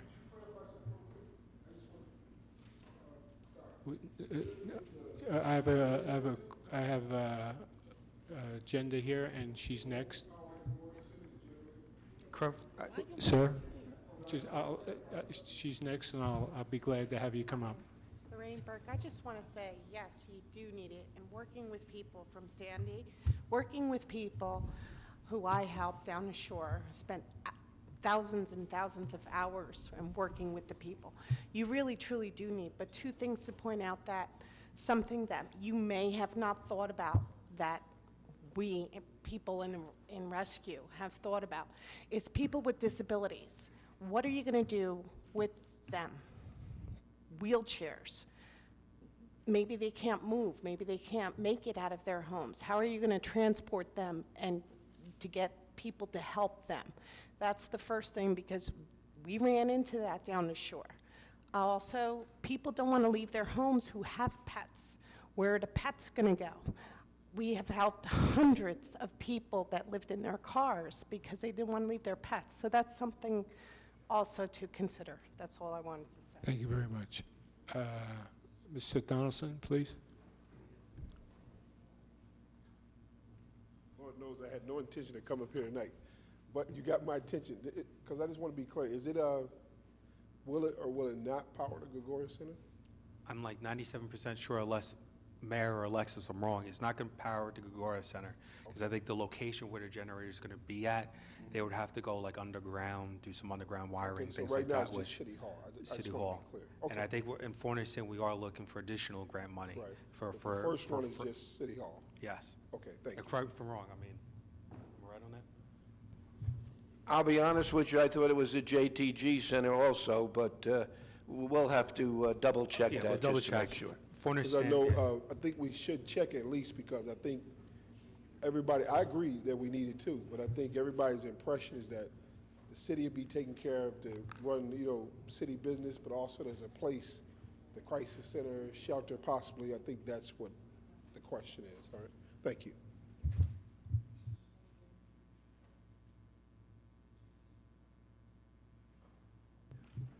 Members in the audience wish to comment? Have a motion, please? Council President, make a motion for the passage of ordinance 58-27. Ask for a second. Second. Mr. Kalbus? Yes. Byer? Yes. Brown? Yes. Cosby Hurling? Sadowski? Yes. Minichinko? Yes. Yamakaitis? Yes. Medina? Yes. Mr. Moore? Yes. Mr. Clerk, 5828, please.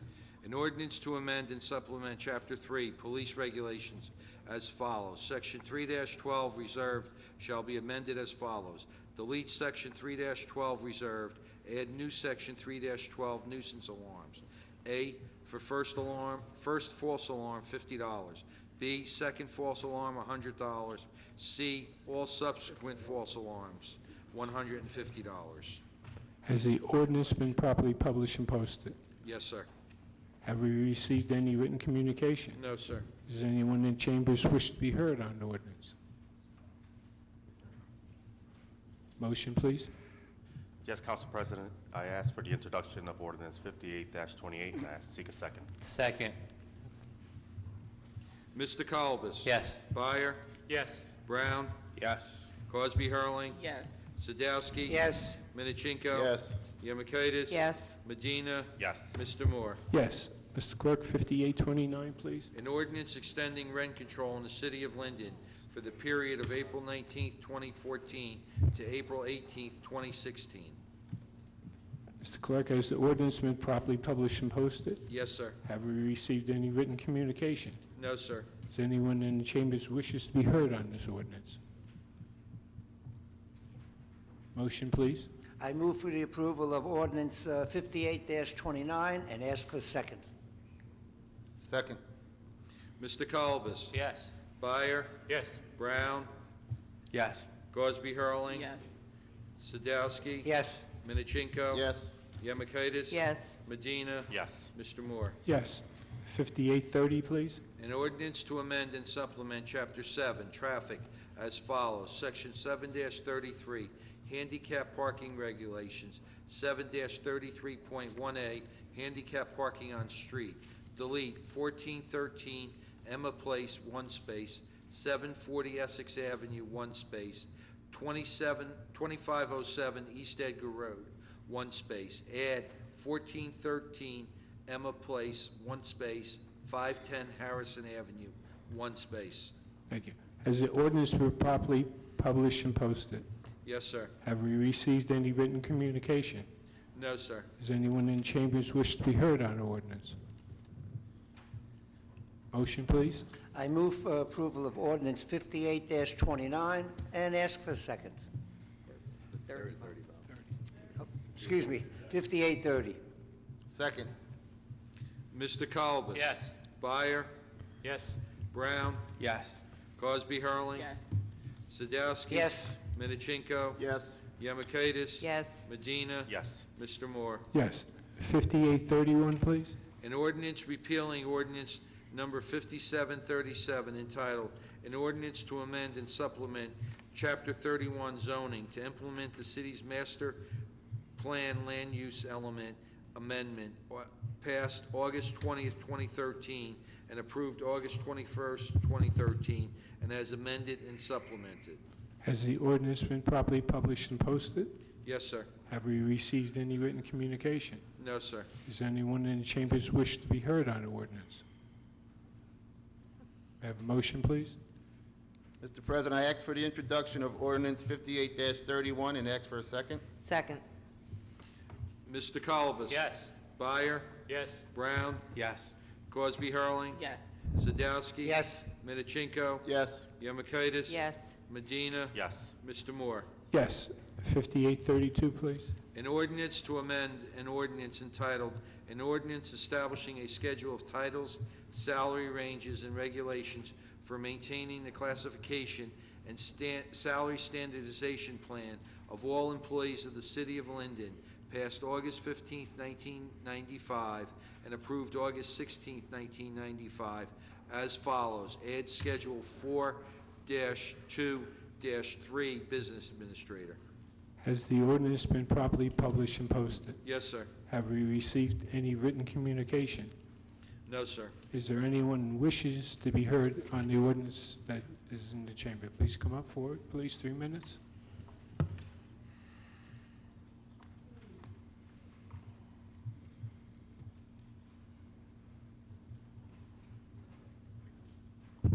I'm a little confused by this. I thought our type of government, we couldn't have a business administrator. We can. But then that would mean that he wouldn't have much power, correct? Because of our type of system here That's with incorrect. council? Mr. Hudak? Under state statute, we can appoint a business administrator to statutory position. Powers are divested from council into ordinance. The business administrator would then run the day-to-day operations of the city, report to council. So he still has to And report to I know the mayor council? disagrees with that, although that's the law. Well, the law is the law, but the way our ordinance is written, the total control is still given to the governing body, city council. Council The President. business administrator has 12 bosses he's got to report to, and if you look under the ordinance, that's section 13. But this is not the time to debate it. I would suggest we debate it at another date. And the question would be, what would the salary be for this position? That's to be determined. Well, we're Council not President. talking like 50,000, we're probably talking, what, 90 or something? Presently, there's a business administrator committee that's exploring the options. Council President, Councilwoman Cosby Hurley? if the treasurer has her backup for this, there's a range for the business administrator only. So there's a position, Alexis, do you have the backup for this?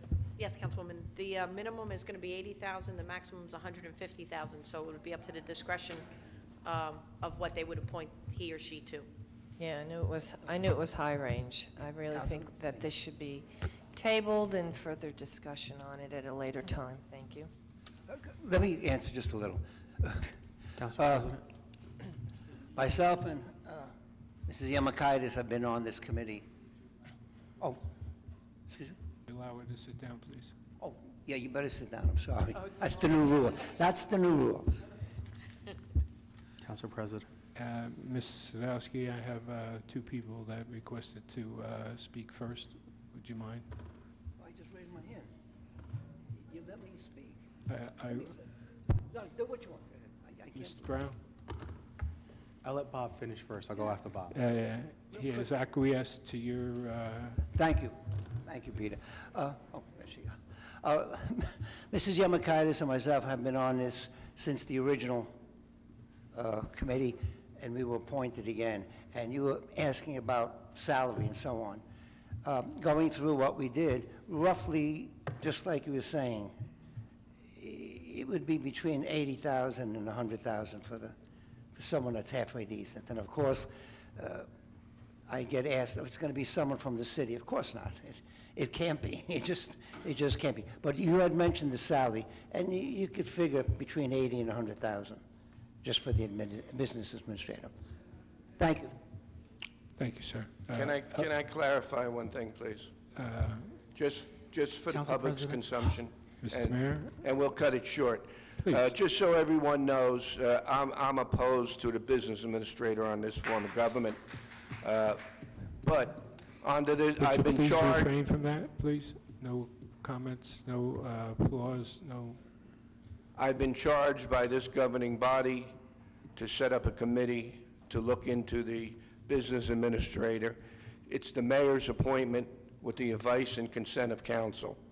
Again, the committee is meeting. We're going to be doing extensive research because this business administrator is going to have a profound impact on the future of Linden. And we cannot use politics in any way, shape, or form to pick a business administrator. The committee has already Mr. Mayor, interviewed. you appoint the business administrators. I don't believe there's any politics involved here. Thank you. But you will be hearing more about this. I've interviewed two business administrators. We are not getting a business administrator for $100,000. We are not getting it. That's a fact. But again, this is going to be a long meeting. We could discuss this issue in the future, but I have faith in the committee, and we're going to do a thorough job. I promise you that, whether it's a business administrator under this form of government or under the Faulkner Act, which I support. Thank you. Any other council persons wish to make a comment? Council President? Councilman Brown? Okay. Ms. Wolverine? Ms. Wolverine? Ms. Wolverine? I'm sorry. Yeah, just real quick, for anybody that wants to look it up, you mentioned in our form of government, can we have this? Absolutely. I talked about this 4 years ago.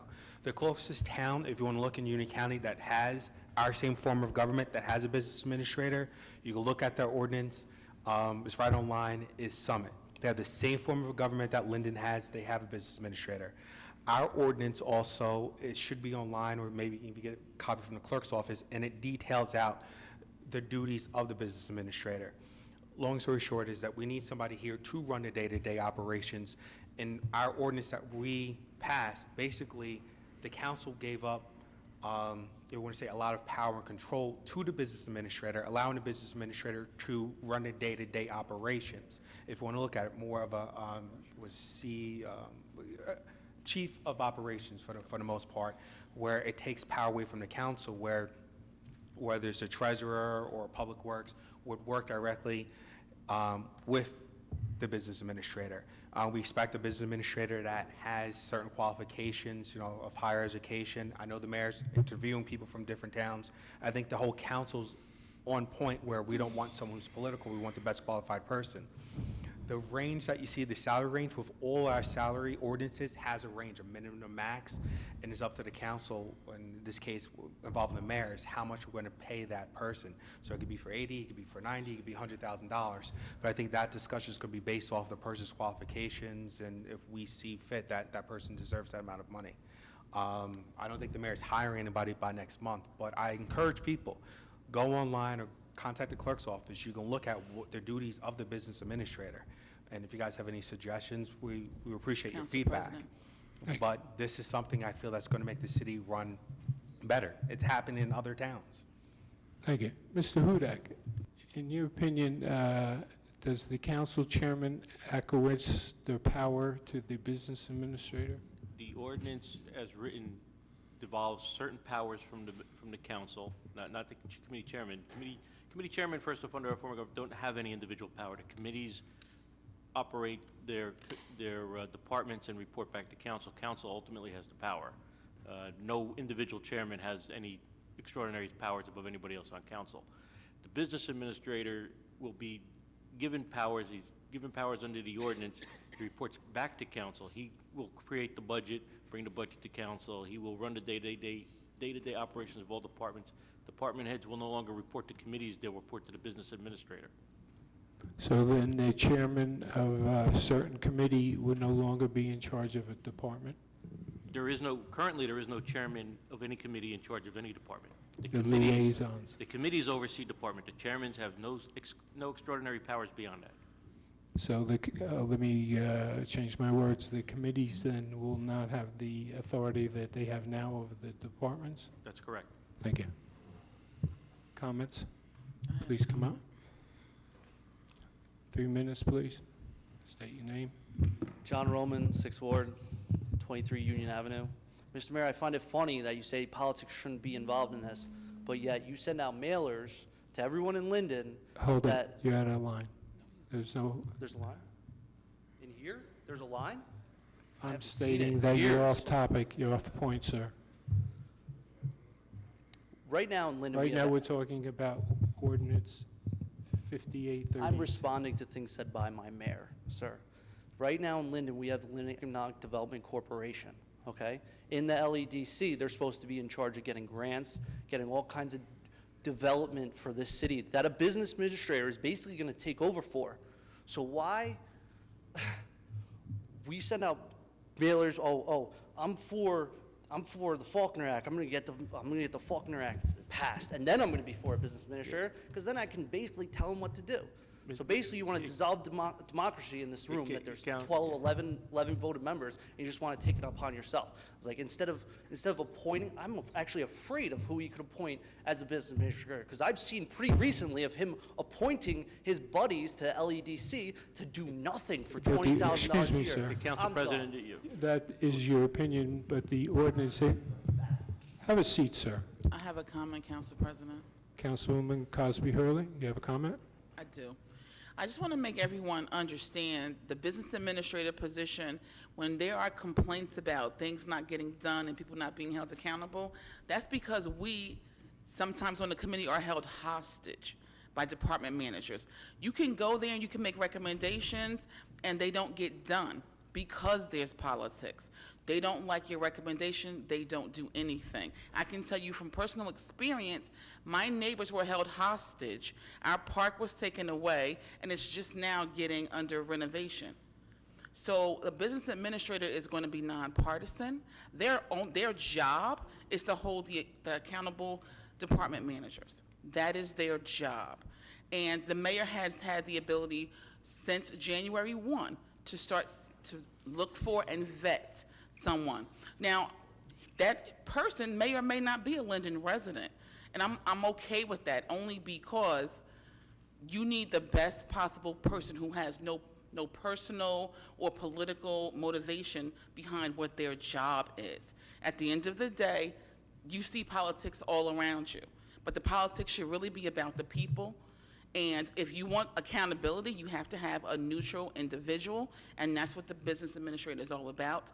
We all voted unanimously, those of us here and those of us who are not here tonight, voted for this because we thought it was a very good idea and beneficial for our city. So please understand that all we're doing is stalling the inevitable. It's necessary so that we can get things done in our town.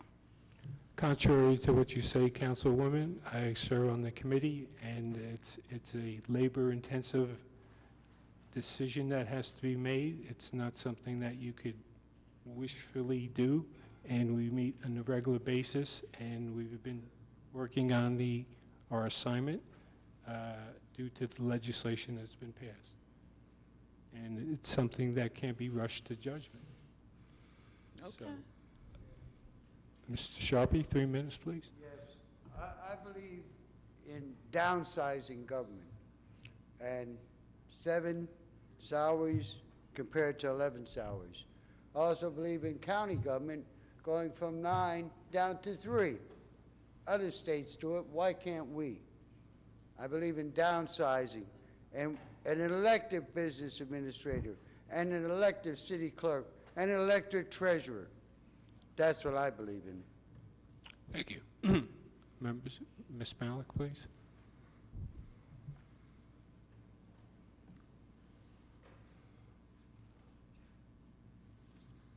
Councilmember Brown, or someone had said that the business administrator will be like I know we were implying like a CEO, but an operations, but this is all financial, correct? Correct. That's basically what we're here for No. tonight. It is not. I'm actually, All right, let me say, this segues into my next question, but Alexis, you're our treasurer, but a lot of times I hear you're also our CFO, our chief financial officer. So I want to clarify this point about operations.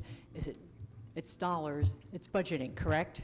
no. And I'm trying to find it, and I don't know if Joe or our attorney would have the actual ordinance where we could pull it up and read the description, because this happened last year. He's going to have a part in helping develop the budget with Alexis. Alexis's job as CFO. Mr. Hudak, will you explain what this is We're on about? the salary ordinance, we're Yes. not on the business administrator ordinance. That's already been passed by the council and adopted. What he's saying Are you is- answering something for me, or I didn't hear? I can't go into details The of it. ordinance before the council now for comment is the salary ordinance. The business administrator ordinance has already been adopted. Okay, but I just want to have an explanation, because we're talking about the business administrator, explanation of this function. Yes. Well, Or is it, am I out of order for this, or, okay. it's strictly a financial question. Is Because that hand, it's or, 'cause passed. I'm asking a financial question.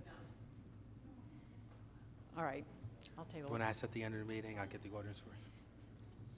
Members of the public, please, Mr. Donaldson. Try to see if I can get it here. Mr. Moore, help me understand. I don't understand why they can't answer that question. If it's what is the person gonna be paid to do? That's the salary question. Mr. Hudak? So since that is the question she was trying to expound on, so just here's the salary, what is the person going to be paid to do? Somebody should be able to answer that. Well, in committee, we have 33 different functions, and we're in the process of, No, but I'm saying tonight, because it's on this, it's an ordinance. I just give an understanding. I'm asking, not asking you directly, just anybody who can tell us what is the person going to be paid to do. And on top of that, will the person be paid to fire people? Mr. Can I Mayor, answer could that? you expound on that? Yeah, Mr. Donaldson, the business administrator ordinance has already been adopted. That tells everybody what to do. Right now, the issue before council is this ordinance, which is salary only. At the public session later in the meeting, if you want to get up and bring up general questions, any member of the public can do that. But Okay. right now, on all these ordinances, the issue is related only to the ordinance before the council. But, okay, maybe I'm missing something here. So the ordinance, and I get it, but I still think it's the same question. We're talking about just the salary, right? Right? Correct. All right, so the salary is for a reason. You got to bring up a salary for a reason. You can't separate the two. How can you separate the two? Council And we President? don't need to be technical, it's a general question. Okay, I'll get you an answer. All right, thank you. Councilwoman Cosby Hurley, you had a response? No, I totally understand what the question is, and unfortunately, we don't have the ordinance that was already adopted detailing in great detail what the job duties are. In general, they're not only working with the financials, they're working with every department manager, and they're reporting to the council members. Council will set policy, and the business administrator will then make sure that the policy gets put into place. So then, you know, it's another level, yes, but it's a level of someone who has nothing to gain other than to make sure our city is run efficiently. So, I mean, there's, like you said, 33 different items that they're going to be responsible for, but in general, that's their job, to make sure our city functions, take direction from the council and the mayor, and make sure things get done. And yes, the department managers will report directly to the business administrator. I hope that was helpful, and if you need it, we'll try and get the ordinance that was already adopted. I'm not sure if it's online yet, but it will. I got it. You have it? Okay. Thank you. Can I answer that real quick? Mr. Brown, you want to conclude? Conclude, I have it. It was ordinance 57-62 that was passed last year. It gives detailed explanation what the qualification, the compensation, the overall administrative duties of the business administrator. I can give out my email address, or you can get it online, but it's ordinance 57-62 that was passed last year. And it lists detailed information as far as what their function will be. And it's about, let me see here, if I look, about 32 different duties. So it's not just financial, it's mostly administrative. Thank you. Motion, please. Yes, Council President. I ask for the introduction of ordinance 58-32 and ask for a second. Second. Mr. Colbus. Yes. Byer. Yes. Brown. Yes. Cosby Hurling. Yes. Sadowski. Yes. Medichenko. Yes. Yemakaitis. Yes. Medina. Yes. Mr. Moore. Yes. 5833, please. An ordinance to amend and supplement Chapter 2, Administration, Article 4, Departments Established, Section 2-12, Department of Police shall be amended as follows. Delete 2-12.1, Department of Police in its entirety. Add new 2-12.1, Department of Police, consisting of 1 chief, 5 captains, 12 lieutenants, 16 sergeants, 101 patrol officers. Civilian personnel as the council may determine by ordinance. Mr. Clerk, has the ordinance been properly published and posted? Yes. Have we received any communication? No, sir. Is there anyone in the chamber who wishes to be heard on the ordinance? Motion, please. Yes, Council President. I ask for the introduction of ordinance 58-33 and ask for a second. Second.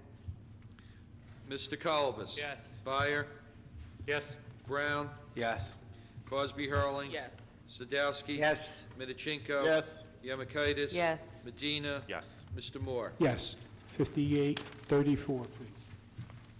An ordinance adopting the amended redevelopment plan for the former theater site and abutting properties. Has the ordinance been properly published and posted? Yes, sir. Has any written communication been received? No, sir. Is there anyone in the chamber who wishes to be heard on the ordinance?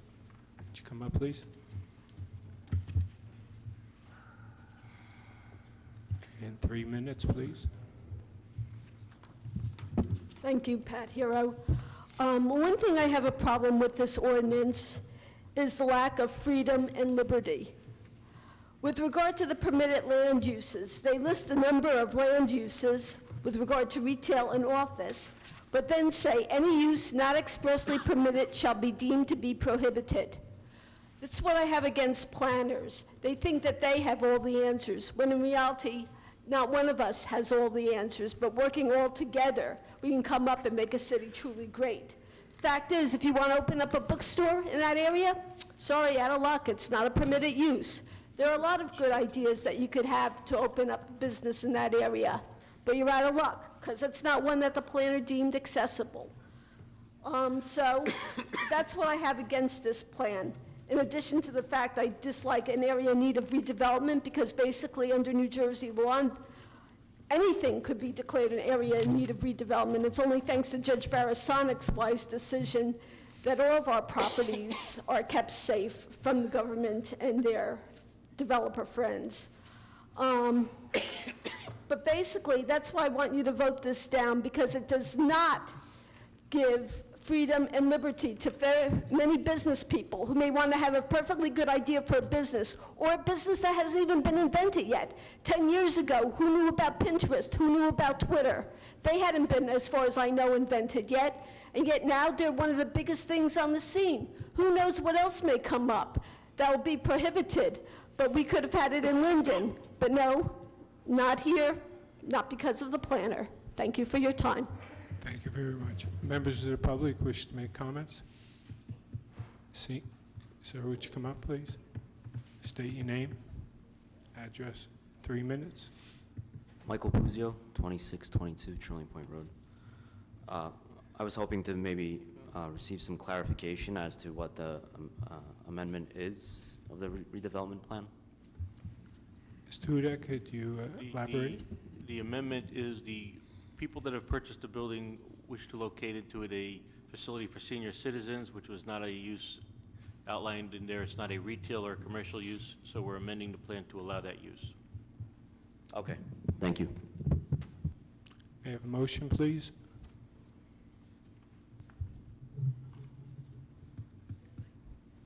Oh, I'm sorry. I asked for introduction of ordinance 5834, and I asked for a second. Second. Mr. Kalbus? Yes. Byer? Yes. Brown? Yes. Cosby Hurling? Yes. Sadowski? Yes. Minichinko? Yes. Yemakaitis? Yes. Medina? Yes. Mr. Moore? Yes. We're moving to the consent agenda. All items listed with asterisk are considered to be routine by the city council and will be enacted with one motion. There will be no separate discussion on these items unless a council member or a citizen so requests, in which the item will be removed from the general order of business and considered in its normal sequence on the agenda. We have items 1 through 6. Does anyone in the chamber wish to remove an item? What number? Number 4. In my center. On the left. I have a motion on the items other than number 4, please. Yes, Mr. President, I move consent agenda items number 1 through 6 with the exception of number 4 and seek a second. Second. Mr. Kalbus? Yes. Byer? Yes. Brown? Yes. Cosby Hurling? Yes. Sadowski? Yes. Minichinko? Yes. Yemakaitis? Yes. Medina? Yes. Mr. Moore? Yes. Would you come up, please? 3 minutes. After many long and diligent years of service to the city of Linden, you would think that Mr. Valimbriaco, after retiring from the city clerk's office, would have earned a rest. Well, you don't know Mr. Imbriaco, because Mr. Imbriaco is a great giver, and he devoted quite a few years to the Linden Planning Board and the Linden Housing Authority, only resigning now. I personally will miss him not being involved with the Planning Board and the Linden Housing Authority, and while I understand why, I want to thank him for his dedicated service, not only as a city clerk, but as a member of the Linden Planning Board and the Linden Housing Authority. He is one great man, one of my favorite people in the city of Linden. And Mr. Imbriaco, you will be much missed. Thank you for your years of service. Thank you for your comments. May I have a motion, please? Mr. President, I move consent agenda item number 4 and seek a second. Second. Mr. Kalbus? Yes. Byer? Yes. Brown? Yes. Crosby, Hurling? Yes. Sadowski? Yes. Minichinko? Yes. Yemakaitis? Yes. Medina? Yes. Mr. Moore? Yes. Thank you. We'll move into committee reports. In Ward 1, Councilman Colobus, please. Thank you, Council President. From the Engineering Committee, Linden Commons Retail LLC, 1701 West Edgar Road, is applying for the New Jersey Department of Environmental Protection for a treatment works approval permit to discharge an additional 28,586 gallons a day of sewage to the city's collection system. The site is the former Kmart, which is subdivided into a gym, restaurants, and retail. The plan was approved by the Board of Adjustment on March 28, 2010. Also, I have ExxonMobil Environmental Services is applying to the New Jersey Department of Environmental Protection for a treatment works approval permit to construct a 2,000-gallon septic holding tank for a new material storage building, including one future bathroom within the refinery. There are no sanitary sewer lines near the building. All appropriate city departments have approved the tank. The city engineer has reviewed this application and recommends approval. There will be no cost to the city for this permit. I therefore move that the city engineer be authorized to endorse the applications to the New Jersey Department of Environmental Protection, and I ask for a second. Second. Mr. Colobus? Yes. Byer? Yes. Brown? Yes. Crosby, Hurling? Yes. Sadowski? Yes. Minichinko? Yes. Yemakaitis? Yes. Medina? Yes. Mr. Moore? Yes. Thank you. From the Office of City Clerk, this year the City Clerk License Division was at the free rabies clinics conducted by the Health Department. This office issued 195 dog license renewals and 33 new dog licenses. The total fees collected were $2,325. This office would like to thank the Health Department and the Fire Department for their help in this new program, submitted by Joe Bodek, City Clerk. Also from the City Clerk's office, the following licenses, permits, and transcripts issued in the City Clerk's office during the months of March and April 2014, and fees received have been turned over to the municipal treasurer of the City of Linden. Total transactions to city revenue was $10,485.18, and state revenue $1,330, for a grand total of $11,815.18. As first ward, any resident who has a question or concern, I can be reached at 908-925-5568. This concludes my report, Council President. Thank you, Councilman. Councilman Byer, please. Yes, I have a report for the construction code. They processed 201 permits, issued 42 certificates, and the fees they collected was $125,102.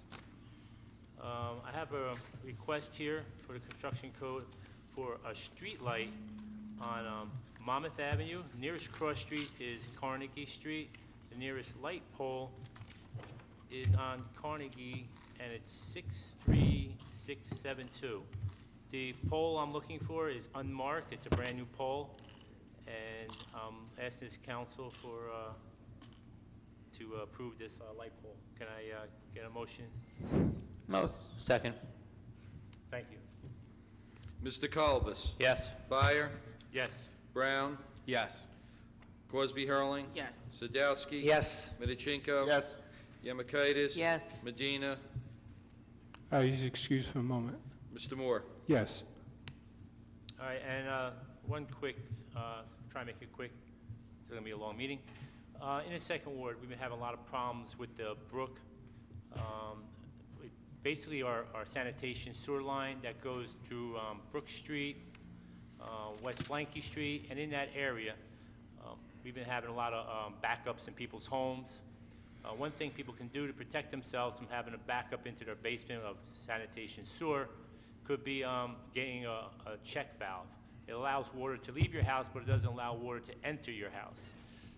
So you can get that, you can call a plumber and you can inquire about it. But meanwhile, what we're trying to do is, what we're gonna do, we got money together, finally, after a little struggle with the engineer department. They explained to me that some of the problems that lie with the sewer system is some illegal, maybe hookups of sus pumps. People that have sus pumps in their basement, they should be go out to the street, not into the sanitation line, which will be people putting them in right into their stack, right next to the wash sinks down in your basement, or putting your sus pump right into a wash sink. City sewer system is designed to handle all that extra water. And the reason why we're having the problems during the storm, because people's basements are flooding from ground seepage water, getting into your basement, flooding your basement, sus pumps kicking on, putting all that water right back into the city's sanitation line, not into the stormwater line, which is at the curb. The sanitation line runs down the center of the street, two separate systems. Also, people that maybe have a little kitchen deep fryer on their counter, we're finding out with cameras, trying to search and find problems in our sewer lines, it's a lot of grease. The sewer line should be, say, a 12-inch diameter. It's shrunk down to 6 and 8 inches in some places because of the grease that's collecting on the walls of the sewer. And this grease is caused by people dumping excessive grease down their kitchen sinks or in their bathroom toilet. For instance, you might have a little fryer on your kitchen counter. It takes about 1.5 gallons of oil. And when that oil gets dirty, what are people doing with it? They're probably flushing it down the toilet. You should be taking that oil down to the recycle center and dropping it off there. If you have small amounts of oil, don't dump it down your drain. Get a little container, put it in your container, put the container in the refrigerator. The oil will get solid, and you can put it down in your regular trash. It's not petroleum, it's animal fat, or vegetable oil. Anything? Another problem that the city is going to correct. The sanitation lines all flow downhill until they get to the brook. When they get to the brook, they have to go under the brook, a little lower, but then when they get to the other side of the brook, they have to come back up again. So you have a gooseneck that runs under the brook. That gooseneck is causing a little bit of a problem because that's where the grease coagulates. And when grease gets cold, it gets like jellified, and it's really causing a problem there. So we contracted an outside contractor to come in and to rotor basically out those sewer lines that run under the brook. There's a couple of strategic locations that's problematic. So they're going to clean that out, and that should relieve some of the problems on Brook Street, West Blanky Street, and in that area. It's a temporary fix. Long solution is spending $20 million, tearing up numerous streets, replacing the smaller line with larger lines, and it's not cost efficient at this moment. We have to plan for that in the future. So just please don't dump all your oil down the drain. Try to unhook your sus pumps and put them out to the street where they belong. And then in the wintertime, people complain, my neighbor has a sus pump, it's going out to the street, and it's creating a lot of ice problems, and I slip and fall. So we have it's a catch-21, but that's the legal way to put your sus pump is out to the curb, not into the city sewer system. And that concludes my report, Mr. Council President. Thank you, Councilman Byer. I thought that was an excellent report. Councilman Brown? From the Finance and Budget Review Committee. The payment of bills totaling $1,477,895.31. The bills have been signed by the mayor, the council president, the finance chairman, and a detailed check register and vouchers are on file in the clerk's office. I move for approval and ask for a second. Second. Mr. Kalbus? Yes. Byer? Yes. Brown? Yes. Cosby Hurling? Yes. Sadowski? Yes. Minichinko? Yes. Yamakaitis? Yes. Medina? Yes. Mr. Moore? Yes. That's it. And just one thing, I got confirmation in regards to this generator. It is just for City Hall. We are working for the Gregorio Center as well. So I'm like 99% sure on that, so we get that question out of the way. And a report. Thank you, Councilman. Councilwoman Roxana Cosby Hurling? Thank you. I'll try and be as brief as I can. We have from the Transportation and Parking. This report is the monthly financial report from the Division of Transportation and Parking, which includes collection of parking meters, railroad parking lots, railroad parking permits, and merchant parking permits for the month of April 2014 for a grand total of $59,737.27, and this is submitted by Tyrone Gibbons, the transportation supervisor.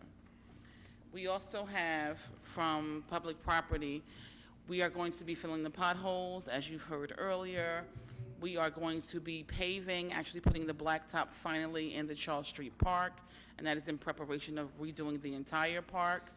The park cutting is actually slightly behind schedule, unfortunately, but I do have confirmation from the supervisor today that they are working to get all of the parks cut. I know we're having beautiful weather and people want to enjoy the parks and not go there and have knee-length grass. So that, you know, we're definitely working on that, and that's part of the reason why you're going to see on the personnel report that we're looking to get additional help for that department. This isn't mine. I wanted to announce and congratulate, actually, the Lady Linden Tigers, the girls track team from the high school. They actually broke 2 records this year, 2 school records, and they are going to be going to the Nationals for the first time in Linden history, so that's awesome. They are going to the Nationals in South Carolina, but they need your help, just like all of the other student groups. They're trying to raise money for their tickets. It's quite reasonable, actually, and the girls are going to be out canvassing and doing little fundraisers. So if you see them shaking a can, please throw, you know, something in there to support them. In addition to that, you can make a donation by calling Mr. Devereaux. He's the coach for them. The number for Linden High School is 908-486-5432, unless you have it on speed dial like I do, because I have to call the school. And trying to think of what else we have to do in our ward. That pretty much concludes it. I just want to make everyone aware, though, that if you had a tree issue and it wasn't taken care of, the tree crew was actually pulled back from the 5th Ward. They're still in the 5th Ward, technically, but they have been taken off to do other assignments. And we're only doing emergencies right now. So just be mindful that we know about it. It's on the list. Councilman Sadowski is not happy that he still has a further delay, but any emergencies, definitely please report those, and the crew is still in the 5th Ward as the emergencies come, but unfortunately, because of short staffing, they had to reassign them to do other things. The Clean Communities children are starting. There's a slight lull in that program only because the children must be trained to do the Clean Communities. You want them to be safe, of course, and for us to have a successful program. Therefore, it's going to take a little while.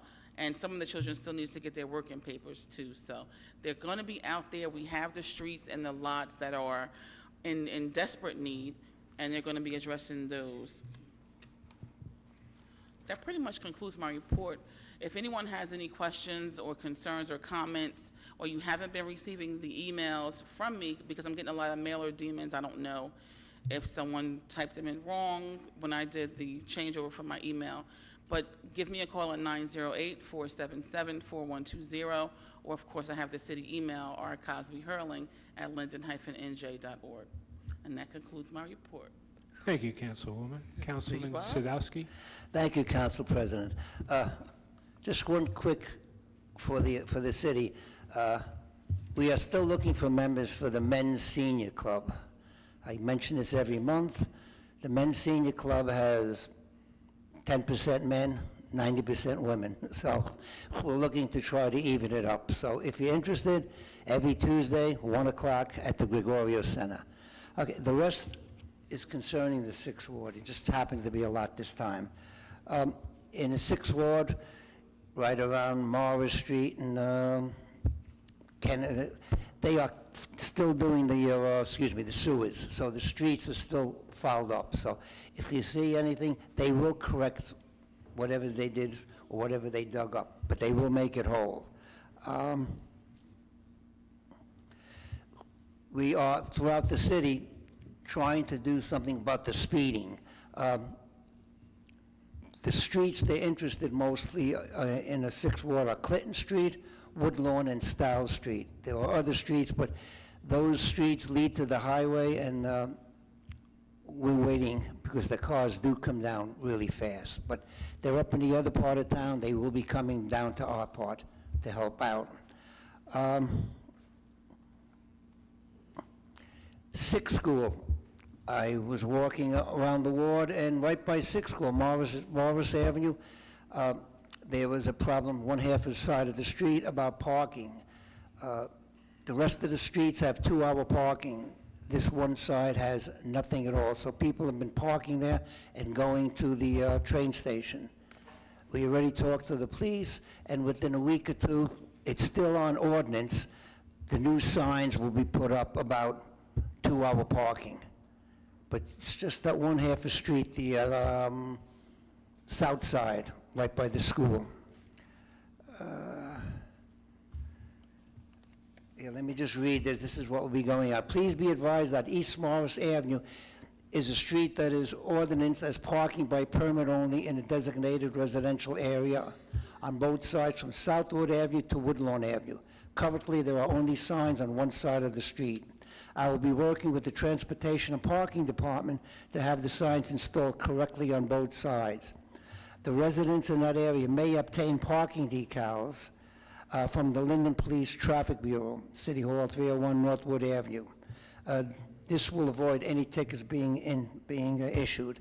The signs won't be put up for about another 2 weeks, so for that one little group, you have time to get the decals if you don't have them already.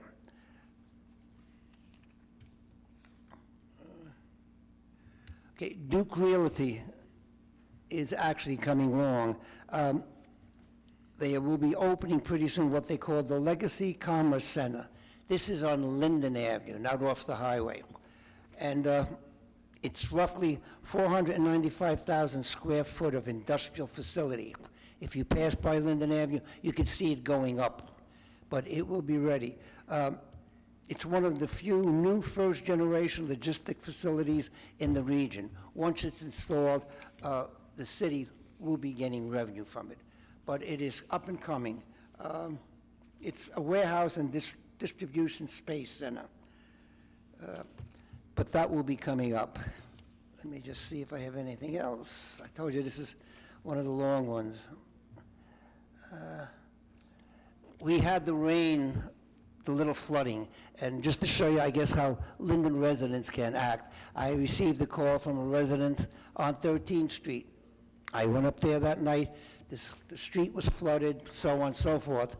I went in, we talked. Actually, it ended up where he came back to my house with a pump and helped me pump out my cellar.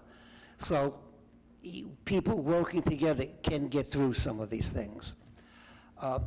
Lastly, is there anyone here, not you two, anyone here from Style Street? There was supposed to be a contingent from Style Street.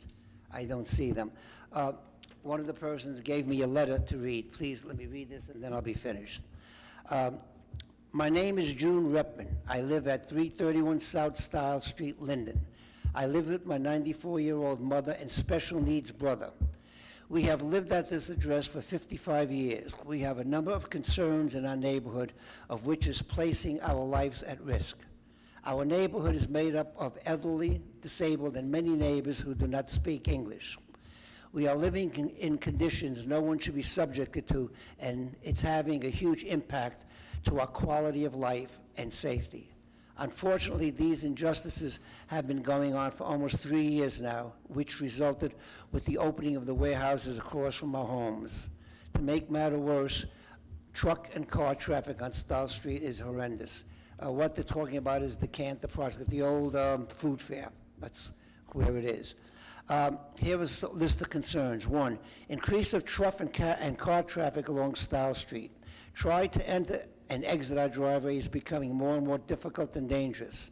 Excessive diesel fumes from truck traffic along Stiles is overwhelming. Car trailers parking in front of our homes, unloading damaged cars, blocking our driveways and causing traffic jams. 2, excessive truck idling where soot and fumes come inside the homes. 3, gasoline tankers, car trailers, and 18-wheeler trucks entering and exiting in front of our home, or where they go into the opposite side of traffic, practically coming on top of the sidewalk. This I can attest to, because I stood there one day and one of the trucks were coming out. I was on the sidewalk. I could touch his fender. He was that far over. Warehouse truck traffic should not be adding more traffic onto Style Street. The other day, or last week, they had a fire there. If I don't know if you knew, it was a warehouse fire inside. And that's what she's talking about. The risk of another warehouse fire is inevitable. After speaking with various officials, the threat of another fire is very real. Gasoline tankers park feet from our homes. It's a tragedy ready to happen. Just the vapors alone from these tankers can ignite an explosion. 5, we are breathing airborne dirt into our lungs, and dirt is coming inside homes. Dirt comes from the unpaved warehouse parking lot. Curbs along Style Street are loaded with dirt, all from the parking lot. 6, the last one, rainwater is lying in puddles inside the parking lot. Additionally, there are large holes dug in the property next to the warehouse where 3 homes were demolished, filled with rainwater deep enough for a child to jump in and drown. Let's not forget this makes a breeding ground for mosquitoes and bugs. Though we have other concerns such as noise, lighting, and overall appearance of the warehouse property, you can see we, the neighbors, are living with conditions no one should have to live with. Our quality of life has been taken away from us. In closing, I understand we need ratables to help the city, but not when it's jeopardizing innocent lives and safety. I was hoping the people would be up here and she could read this herself, but since she didn't, I promised I wouldn't. Thank you. That concludes my... Thank you, Councilman. Councilman Minchenko. Thank you, Council President. First, a little report from the landfill and Hawk Rise Committee. I'd like to make an announcement that at the Hawk Rise Sanctuary on Saturday, June 7th, from 9 a.m. to 12 p.m., Kelly Wenzel from the New Jersey Audubon Society will be hosting the Hawk Rise Community and Scout Service Day. Help New Jersey Audubon catalog and remove invasive plants and revive the forest with new native plants. Before you plant, you will learn about why we are keeping the deer out, research in the forest, and how you can be more involved in forest stewardship. Tools, gloves, and water will be provided. You should dress accordingly to the weather and wear work boots or heavy shoes. Children must be accompanied by adults. And again, this will take place on Saturday, June 7th from 9 a.m. to 12 noon at the Hawk Rise Sanctuary on Range Road, and the cost of this is free. To touch on flooding too, like Mr. Sadowski was saying, as we all know, not only in the 7th Ward, but throughout the city, we are prone to flooding. One way we can help to prevent some of the flooding is to make sure our catch basins are clear of debris. Now, I know we pay taxes for this service, but if we all work together and maybe pitch in a little bit for a few minutes of our time and clear out a catch basin by our house, maybe we can prevent some of this flooding. You know, a little bit of help like that can go a long way. Also, if you notice debris in the catch basins, just notify your council person and we will notify the proper authorities to have that cleaned out. Also, on approximately June 7th, and Mr. Doney had left, but sections of Lower Road will be paved and Range Road, so please plan your routes accordingly. That would be on a Saturday. It's either going to be June 7th or June 14th.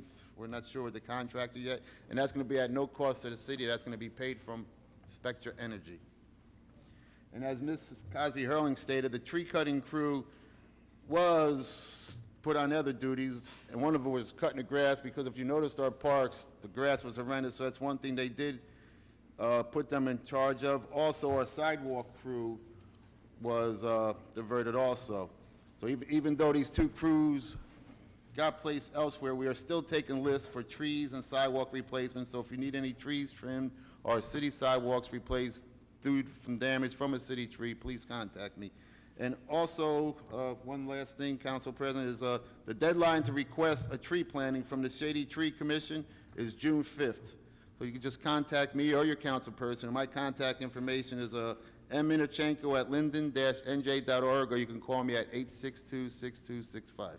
End the report, Council President. Thank you, Councilman, for that report.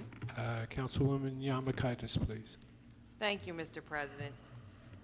From the Fire Prevention Bureau, they collected a total of $2,773.75 for the month of April 2014. On April 26, Mayor Gerbunk and I had the pleasure of attending the New Jersey State FMBA Valor Awards banquet. Our Linden Fire Department made Linden very proud. I want to congratulate them on receiving awards for EMS Medal of Distinction and Group Efforts Awards. And we also had 2 civilians from Linden, Stefano Deval and Courtney Villani, were acknowledged at the dinner for their heroic efforts. One, Stefano DeVal saved a drowning youth from a pool, and Courtney Villani assisted, and a woman that was collapsed helped her to get revived. So I want to congratulate them on a job well done. Okay, from the Board of Health, bike weather is here. The Linden Health Department has a new supply of bicycle helmets for your child. Contact the Health Department at 908-474-8411 to make arrangements to bring your child in to be measured if they are in need of a new bike helmet. So again, please share with your neighbors. If you know any children that need bike helmets, call our Health Department. Okay, I also want to make mention, during last month's council meeting, issues pertaining to our animal control facility were raised by several members of the public. Councilman Kozinski, Councilman Medina, and I volunteered to serve on an ad hoc committee to address the concerns. First and foremost, our number one concern was and will continue to be the care and treatment of the animals that are taken to our facility. The committee has been very active over the past month. Our first order of business was to visit the facility. The concerns raised did not fall on deaf ears. We had an outside facility come in and perform an inspection this past month. We had several internal meetings to address issues and get the ball rolling to get information and answers to the questions we had. We investigated state statutes to educate ourselves on some of the laws and concerns raised, and now we are currently at the point where we're going to meet with several of the people who raised some of the concerns during last month's meeting to hopefully get input in moving forward to achieve the goal of meeting the needs of the animals we serve. Mayor Grabunka also received many calls and emails regarding the concerns raised, so he has been also active in getting input into the committee. He will be joining us for this meeting this week with some of the concerned residents. We will have more information for you next month, but once again, I want to assure you that this committee is not taking this lightly, and our ultimate goal is to assure the best care of the animals we service. And on another note, I just want to make mention that the Linden High School Marching Band will be participating in the National Parade in Washington, D.C. this Monday on Constitution Avenue. They'll be representing Linden, and I'd like to thank everyone. They did canister driving. They raised money from different groups in the community, so thank you for your support in helping to get them there. I know they will represent Linden well. I'm being told that it will be broadcast on the military channel and PBS in case anybody's interested in watching them. But I encourage everyone to please support the band next time. They are doing a great job. They won many awards this past year, and I know they will represent Linden well. And I'd just like to conclude saying Happy Memorial Day, everyone. That concludes my report, Mr. President. Thank you, Councilwoman. Councilman Medina, please. Yes, thank you, Council President. Good evening, everyone. I do have a Personnel Committee report. It is pretty lengthy, so I'll try to run through it pretty quickly. First item on the agenda, Personnel Report.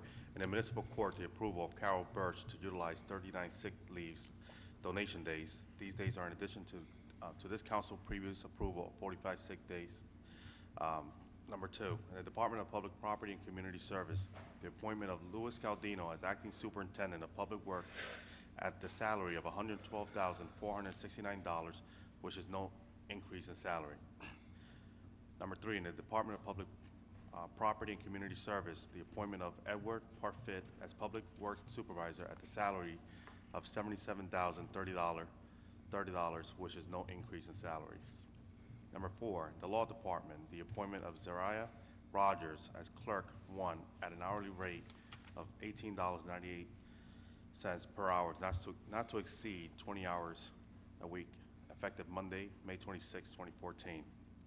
Number five, in the Department of Engineering, the appointment of Stephen Broadman as Drafting Technician at a salary of $42,000 prorated, and the granting of a residency waiver for Mr. Broadman. Number six, in the Department of Public Properties and Community Service, the amendment of the salary for Nancy Barber to $50,000 prorated.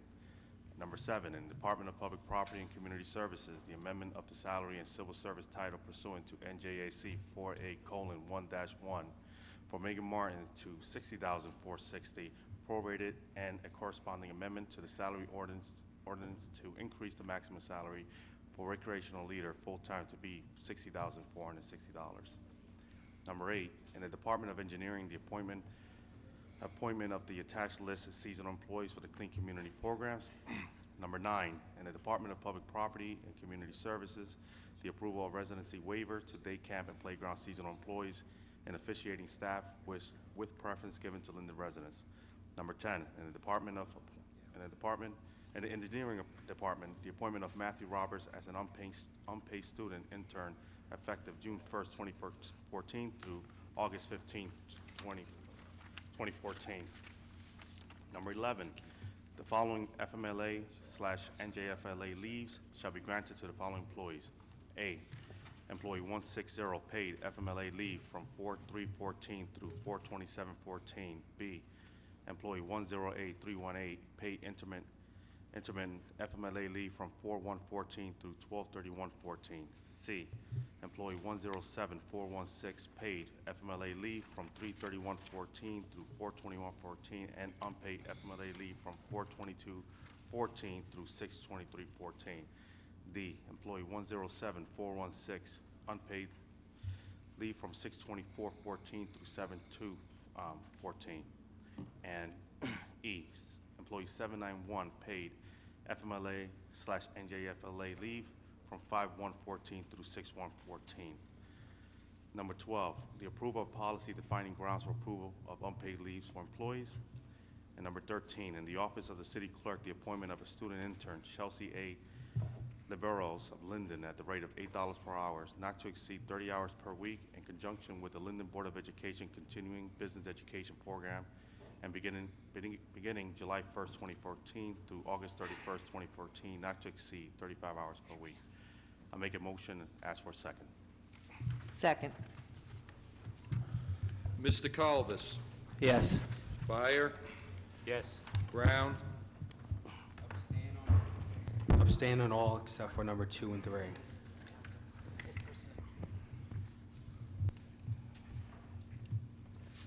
Cosby Hurling.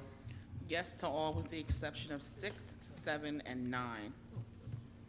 And you're voting no? Oh, yes, I'll be voting no. Sadowski. Just made it back in time. Yes. Minichinko. Yes. Yemakaitis. Yes. Medina. Yes. Mr. Moore. Yes. All right, and just to add to the personnel, the city did post 2 positions on the city website. The first one is a temporary clerk at $18.98 an hour for the clerk's office. So if you're interested, it's 20 hours a week. So if you're interested, definitely go online and apply. And the other one are actually for public property and community service. There are 3 vacancies empty. These are full-time job, 40 hours a week at $11.50 an hour.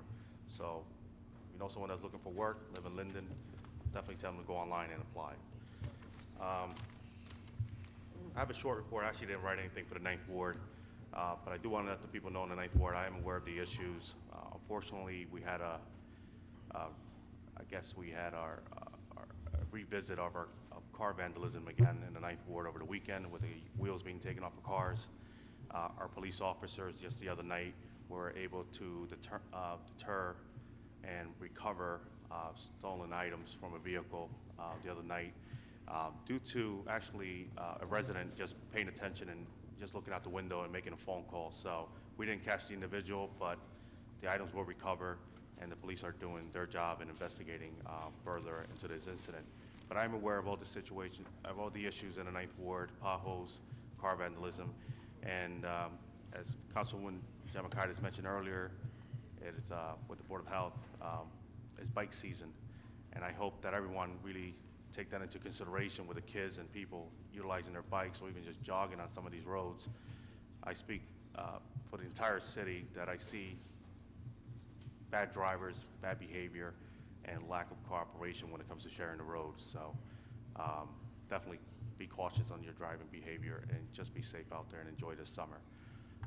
Other than that, if anyone has any questions, they can always reach out to me, 908-986-6100. If I missed your call, please leave a voicemail. I do have a newborn at home, so I'm getting used to the 4 hours of sleep. Thank you. Thank you, Councilman. Honorable Mayor Gabunka? Thank you, Council President. First, I'd also like to commend our marching band who is going to be marching in Washington at 12 noon Saturday, as Councilwoman Yamakaitis stated. This is a great honor to the city of Linden, and I know myself and every council person are extremely proud of their participation. And I thank Congressman Payne, who was the one who nominated them to participate in this parade. Also, on Memorial Day, Monday, we're going to have our annual caravan of cars and buses visiting the various monuments. We do this every year to pay our respects to the veterans. And we're going to start at 9 o'clock at 8:30 at the American Legion. And again, we visit about a dozen monuments. It's about 2 hours. And then afterwards, we retire to a luncheon at the American Legion. It's open to the public. I suggest you participate and show our respect to the veterans. I'd also like to mention that I've been getting some complaints, and rightfully so, from residents concerning the papers that are brought out to the curb for recycling. We've been having a lot of windy days, and people are not securing those papers properly. You're supposed to tie them up so that the wind doesn't blow them throughout the streets of our community. Again, we appreciate your recycling. We don't want to issue any ordinance violations, but you're supposed to, again, secure those papers. So please do so that we don't have unnecessary litter on our streets. I'd also like to mention that June 20th, we're going to have Project Graduation. That's a totally volunteer program run by the Mayor's Youth Commission, and Reverend Donaldson, who's in the audience here, works extremely hard along with Dolores Hines to provide an alcohol and drug-free party on graduation night for all the graduates of Linden High School. We meet at the JTG Center. We usually have about 250 to 300 high school graduates. They are bused to the Ricochet Racket Club in South Plainfield, where they have a night of enjoyment with all their graduating friends, probably for one of the last times they'll get together as a class. They have all the food they could eat, from pizza to hot dogs to whatever. They have a swimming pool there. They have a basketball court, face painting, numerous video games. Again, it's a good time had by all. It lasts till 4 o'clock in the morning. It's a total volunteer effort, and it doesn't cost the city of Linden anything. It's all donations, and again, it's because of the hard work of all our volunteers, in particular Dolores Hines and Reverend Donaldson. So again, if anybody wants to volunteer for that night, you don't have to be there all night. Give us a couple of hours. It would be appreciated because we need chaperones.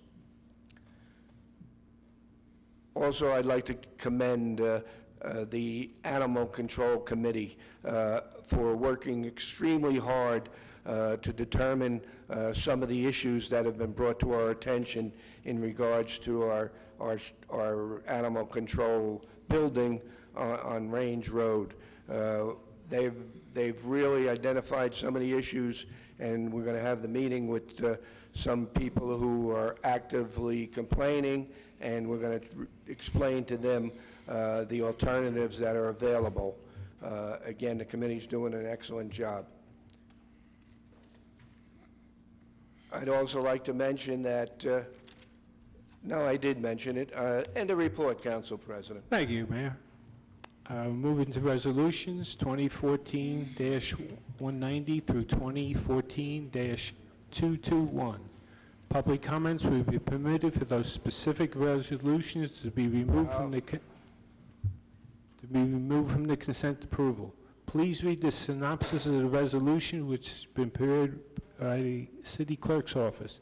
Each is informative and self-explanatory. However, if you wish to address a specific resolution, the council will entertain questions on it.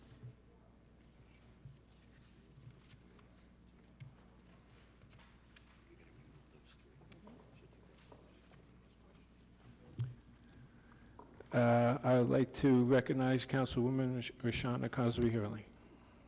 Thank you, Council President. I make a motion to remove Resolution 2014-203, 204, and 209, and seek a second.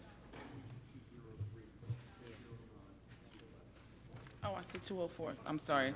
Scratch 204, remove 211, 209, and 203. However, Wait, I'm in- asking for a second. Please continue. Mr. Clerk? Kalbus. Yes. Byer. Yes. Brown. Yes. Cosby Hurling. Yes. Sadowski. Yes. Minichinko. Yes. Yamakitis. Yes. Medina. Yes. Mr. Moore. Yes. And in conclusion, for the remainders, however, if you wish to address a specific resolution, the council will entertain questions on it. Does anyone wish to remove any resolutions 190 through 221 on my right? In the center? On my left? In the center. Center, Mr. Moore. Yes, give me the number. 206, 207, 210, 213, 221. You say 213? Yes. 213. Anyone else wish to remove a resolution in the chamber? If not, I'll ask for a motion on the remainder. Okay. Council President, I move resolutions 190 through 221 with the following exceptions, aside from the ones we removed. 206, 207, 210, 213, and 221, and seek a second. Second. Mr. Kalbus. Yes. Byer. Yes. Brown. Yes. Cosby Hurling. Yes. Sadowski. Yes. Minichinko. Yes. Yamakitis. Yes. Medina. Yes. Mr. Moore. Yes. On 203, Ms. Malik? 206. 206. I'm sorry, 206?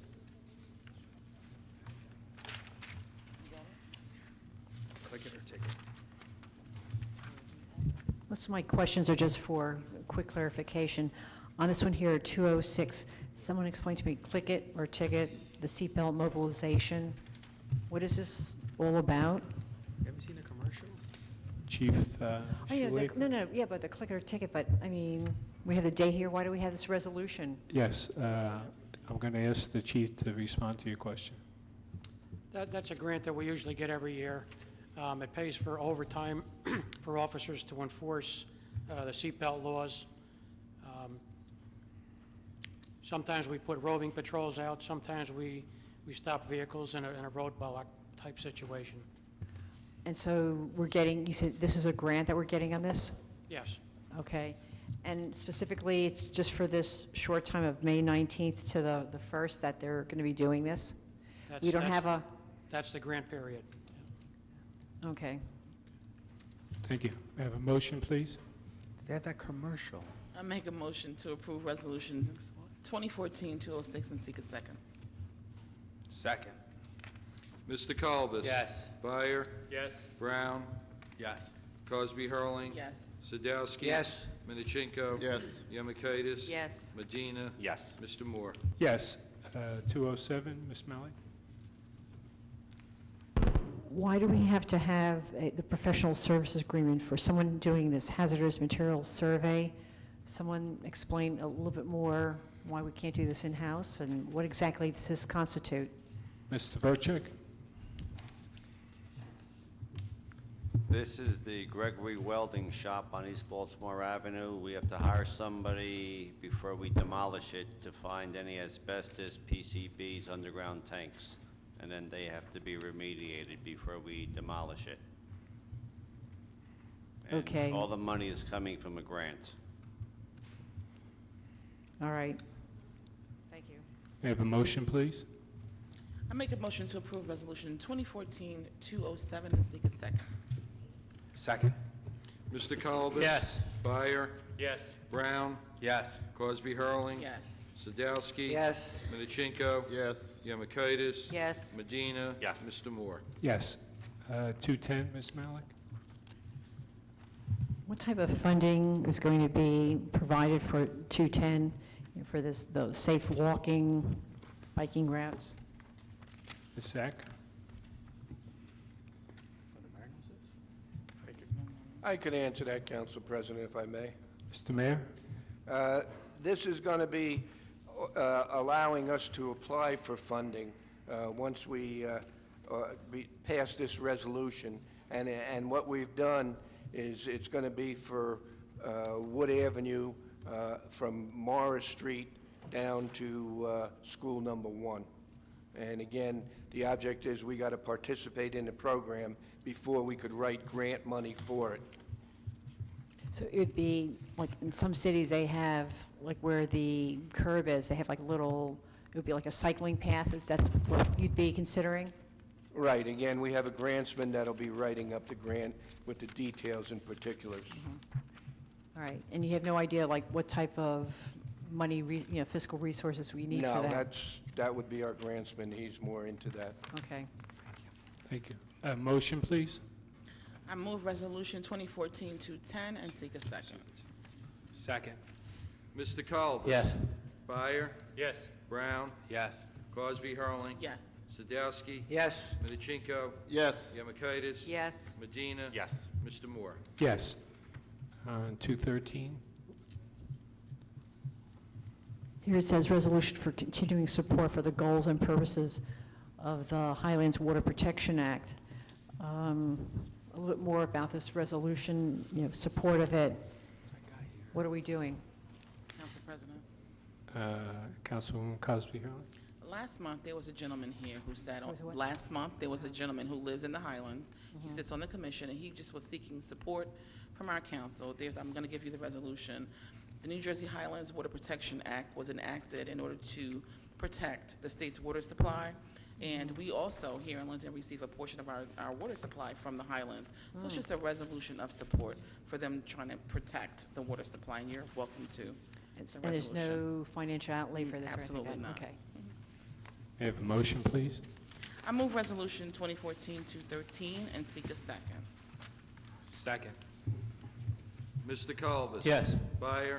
Yes. Brown. Yes. Cosby Hurling. Yes. Sadowski. Yes. Midichinko. Yes. Yemakaitis. Yes. Medina. Yes. Mr. Moore.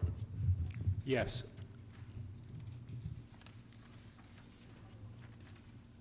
Mr. Clerk? After 221. And 221. I know we have a number of people writing grants and whatnot, and I think I've raised the issue before about who's doing the grants writing, and what I'm concerned about here is grant administration monitoring system. So is this to find out like what grants are out there, or what exactly is this monitoring system? Not to exceed, talking almost $18,000, like what is this? Ms. Sack, please? Mrs. Malik, this is a system that's going to have grant tracking system, a GTS system, that works with the state, federal, and various foundations. It actually allows Linden to house all our grants and appropriations in one system, allows for monitoring of progress, filing reports, and tracking the progress of each of the grants. It's something that Greener by Design has customized for work with the city of Linden in tracking our grants. Within the last couple of years, we have received larger and larger grants. Within the next 5 years, the grants that we're going to receive are in the millions of dollars. Therefore, we're trying to be proactive to be able to have a system in place that can manage everything and do the reporting, state and federal reporting as required. So when you say managing them, so a grant comes in, so this is kind of like a bookkeeping of the grants that we have? Basically, it's a very detailed system that's going to track every grant for every department head. Basically, every department head handles their grants with the assistance of Greener by Design.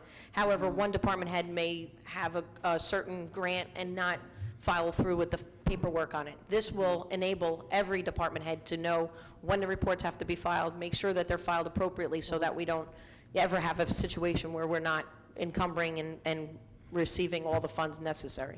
Okay, so like for renewals and things like that, everything is put in there? Will so be it's all tracked and monitored. Like a watchdog for us? Okay, good. Exactly. All right. Thank you. Thank you. Motion, please. I make a motion for Resolution 2014-221 and seek a second. Second. Mr. Colbus? Yes. Byer? Yes. Brown? Yes. Cosby Hurling? Yes. Sadowski? Yes. Minichinko? Yes. Yamakaitis? Yes. Medina? Yes. Mr. Moore? Yes. We'll move into ordinance on first reading. No, sir. We have one additional resolution that was late that I will read.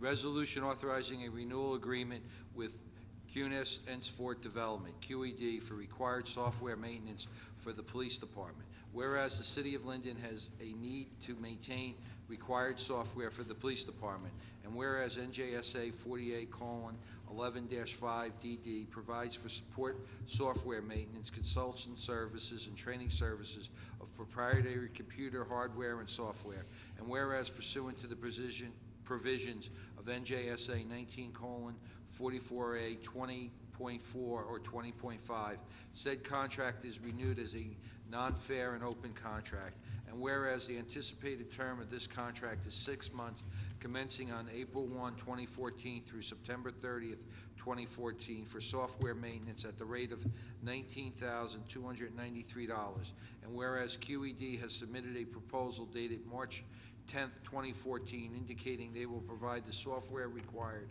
for the aforementioned price, and whereas said funds have been previously certified and will be charged to account line item 4-01-25-250-314-273, and now therefore be it resolved by the City Council of the City of Linden that the mayor, council president, city clerk, and/or such other city officials as necessary and proper be authorized to execute such documents as necessary to implement this resolution, and be it further resolved that this resolution shall take effect pursuant to law.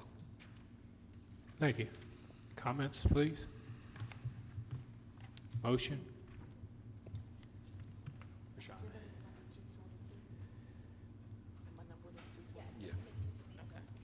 I'm going to move Resolution 2014-222 and seek a second. Second. Mr. Colbus? Yes. Byer? Yes. Brown? Yes. Cosby Hurling? Yes. Sadowski? Yes. Minichinko? Yes. Yamakaitis? Yes. Medina? Yes. Mr. Moore? Yes. Now we'll move into ordinance on first reading, number 5835 through 5847. I'll ask the deputy clerk to read 5835. Bond ordinance providing an appropriation of $84,000 for the acquisition of recording equipment for the police department and authorizing the issuance of $79,800 in bonds or notes to finance part of the cost.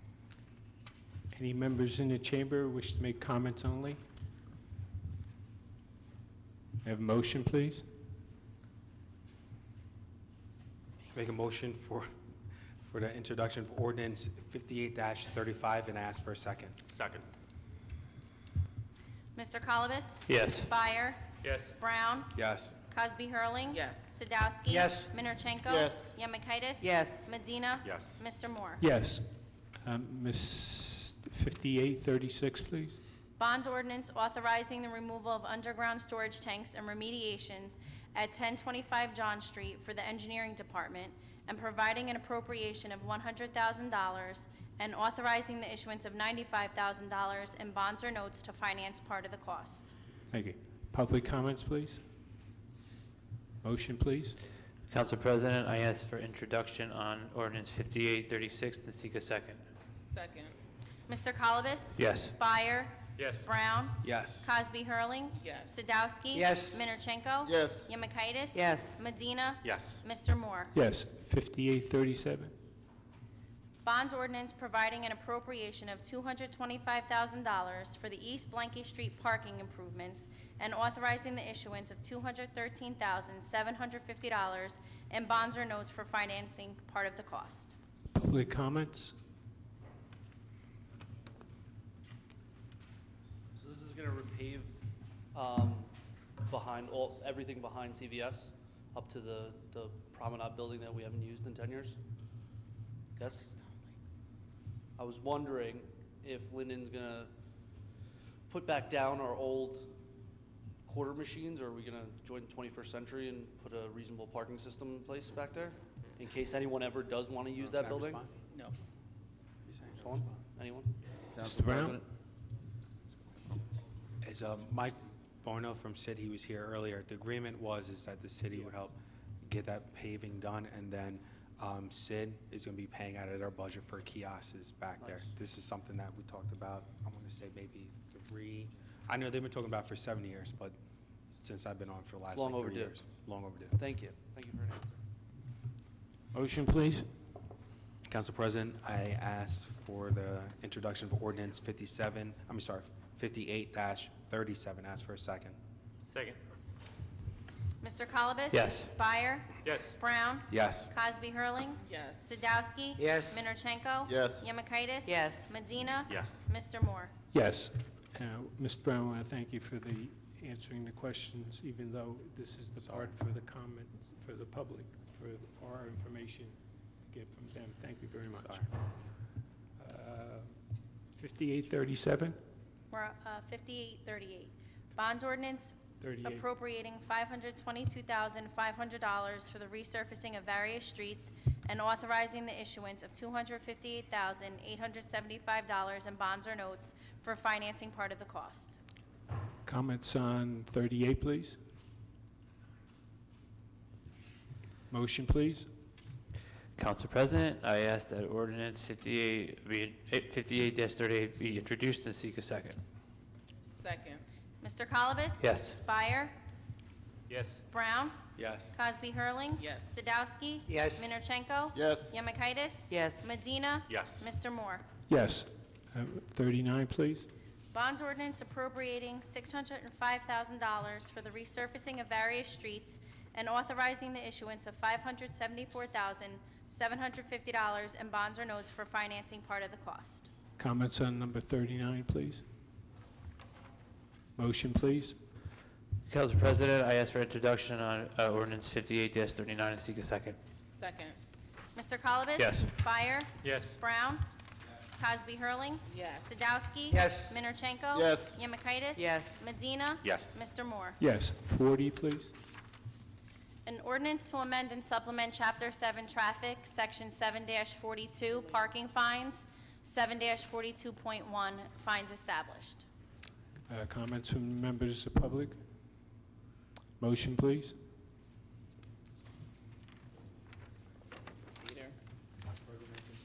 Motion for the introduction of ordinance 58-40 and ask for a second. Second. Mr. Colobus? Yes. Byer? Yes. Brown? Yes. Cosby Hurling? Yes. Sadowski? Yes. Minorchenko? Yes. Yemakaitis? Yes. Medina? Yes. Mr. Moore? Yes. 41, please?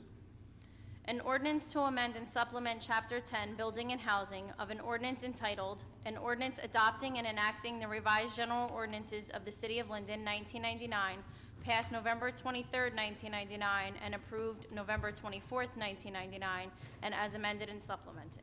Thank you. Comments from members of the public? Seeing none, motion? Yes, Mr. President, I'd like to make a motion that we introduce ordinance Second. 58-41. I seek a second. Second.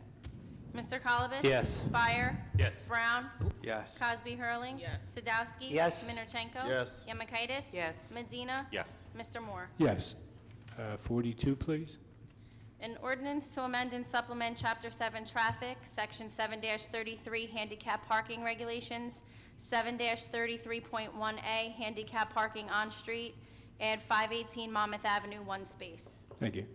Comments? Seeing none, I ask for a motion. Council President, make a motion for introduction of ordinance 58-42 and ask for a second. Second. Mr. Colobus? Yes. Byer? Yes. Brown? Yes. Cosby Hurling? Yes. Sadowski? Yes. Minorchenko? Yes. Yemakaitis? Yes. Medina? Yes. Mr. Moore? Yes. 5843, please? An ordinance to amend an ordinance entitled, An Ordinance Establishing a Schedule of Titles, Salary Ranges, and Regulations for Maintaining the Classification and Salary Standardization Plan of all employees of the City of Linden, passed August 15, 1995, and approved August 16, 1995, Scheduled 5 II4. Public comments? Motion, please? Council President, I ask for the introduction of ordinance 58-43 and ask a second. Second. Mr. Colubus? Yes. Byer? Yes. Brown? Yes. Cosby Hurling? Yes. Sadowski? Yes. Minorchenko? Yes. Yemakaitis? Yes. Medina? Yes. Mr. Moore? Yes. 44, please. An ordinance to amend and supplement Chapter 7 Traffic, Section 7-22.2, three-way stop intersections, add East Blanky Street and Washington Avenue. Thank you. Comments from the public? Motion, please. Council President, I'm making a motion to actually pull this ordinance. I didn't put this ordinance on here. This is in my ward. So I'm making a motion to pull ordinance 58-44. Second. Mr. 3 Clerk? and 1, right? Mr. Colubus? Yes. Byer? Yes. Brown? Yes. Cosby Hurling? Yes. Sadowski? Yes. Minorchenko? Yes. Yemakaitis? Yes. Medina? Yes. Mr. Moore? Yes. And number 44? 5845, bond ordinance providing an appropriation of $60,000 for the construction of speed humps on various roads for and by the city of Linden, and authorizing the issuance of $57,000 in bonds or notes to finance part of the cost thereof. Comments from the public? Motion, please. Yes, Council President. I ask for the introduction of ordinance 58-45 and ask for a second. Second. Mr. Colubus? Yes. Byer? Yes. Brown? Yes. Cosby Hurling? Yes. Sadowski? Yes. Minorchenko? Yes. Yemakaitis? Yes. Medina? Yes. Mr. Moore? Yes. 45? 5846, 46. bond ordinance providing an appropriation of $605,000 for the acquisition of property located at 1130 East St. George Avenue, and authorizing the issuance of $574,750 in bonds or notes. Comments from the members of the public? Please come up. Somebody else move that? I can't move that. I have a conflict.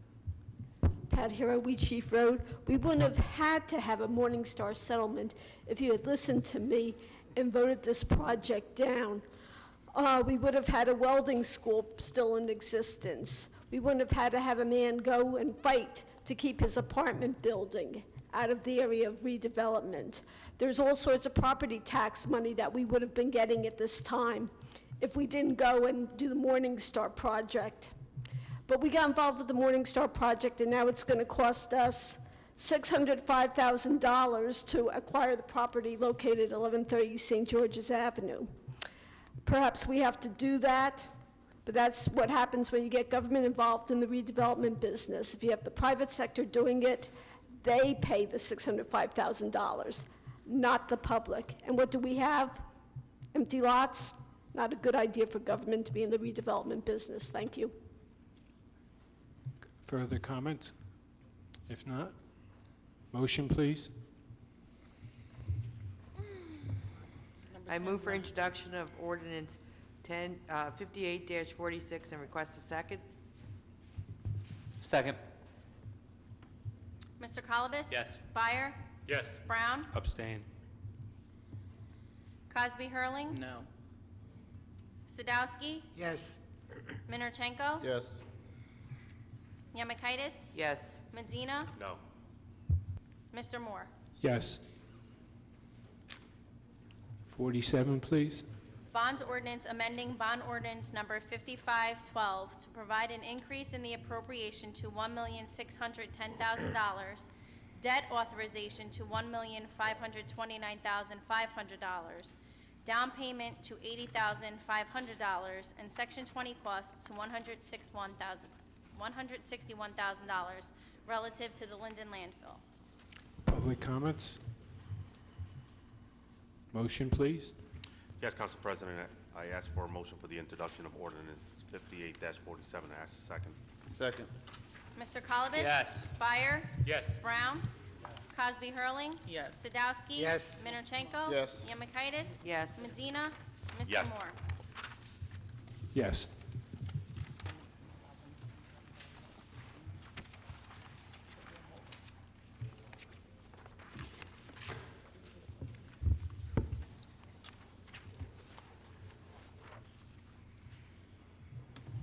We'll move into comments from the members in the public in attendance on city business only. No personal, political, or derogatory comments not to exceed 5 minutes. Did everybody get a chance to sign the sign-in sheet to speak?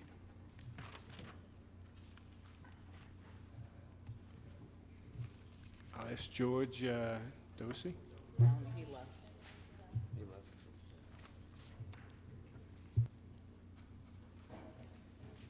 Lorraine Burke. Council President. He didn't know he had to sign.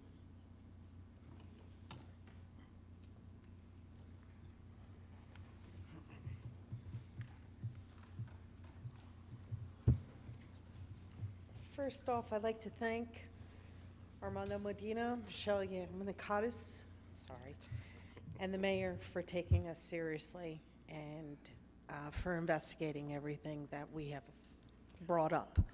One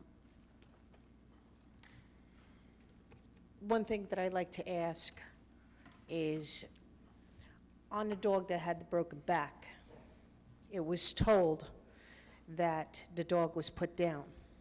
How long was that dog in that shelter, and when was it put down?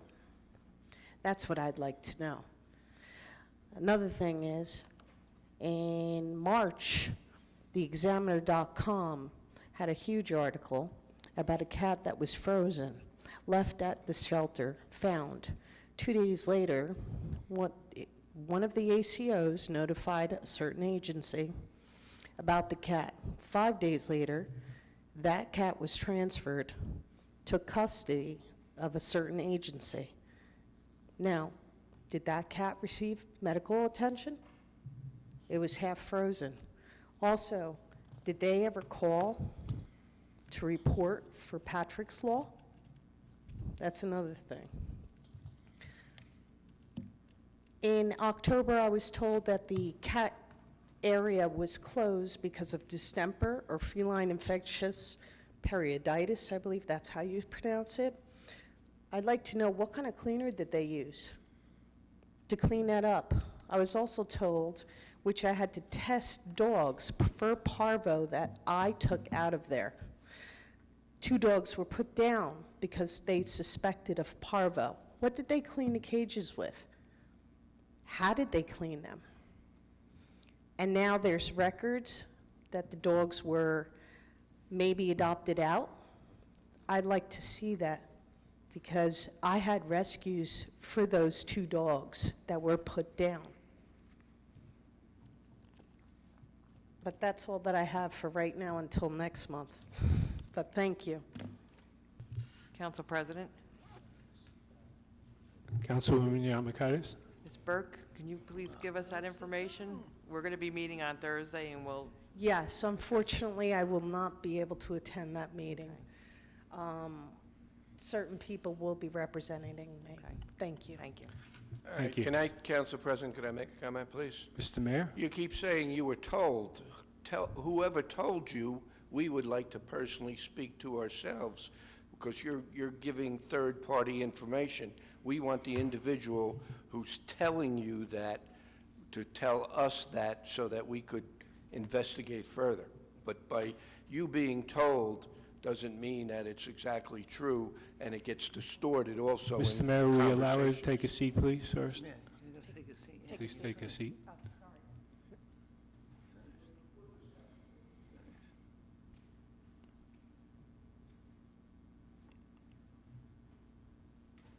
Thank you for your comments. There we go. From Roselle Park, Lenny Lennar. You still in the audience? Sharp.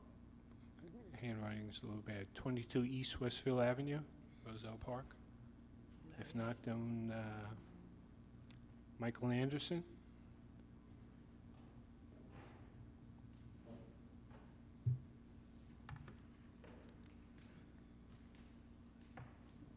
For 5 minutes, sir.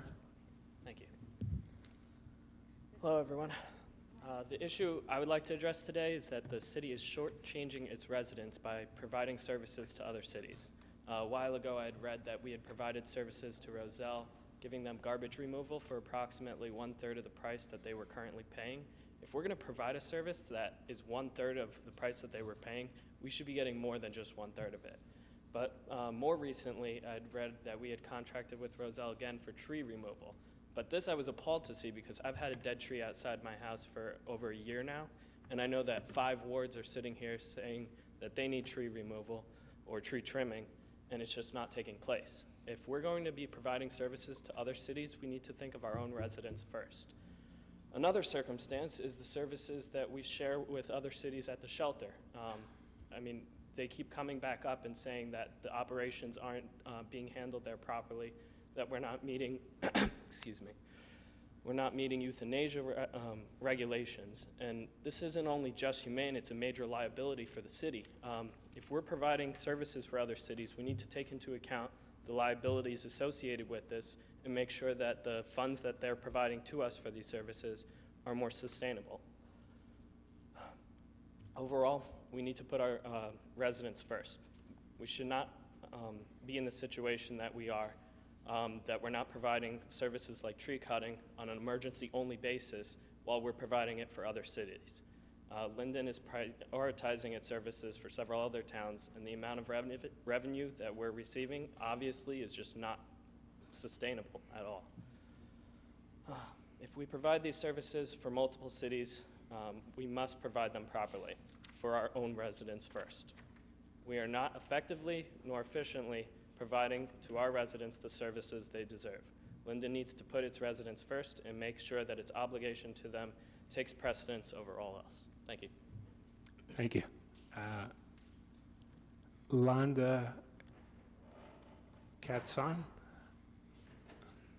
I apologize on...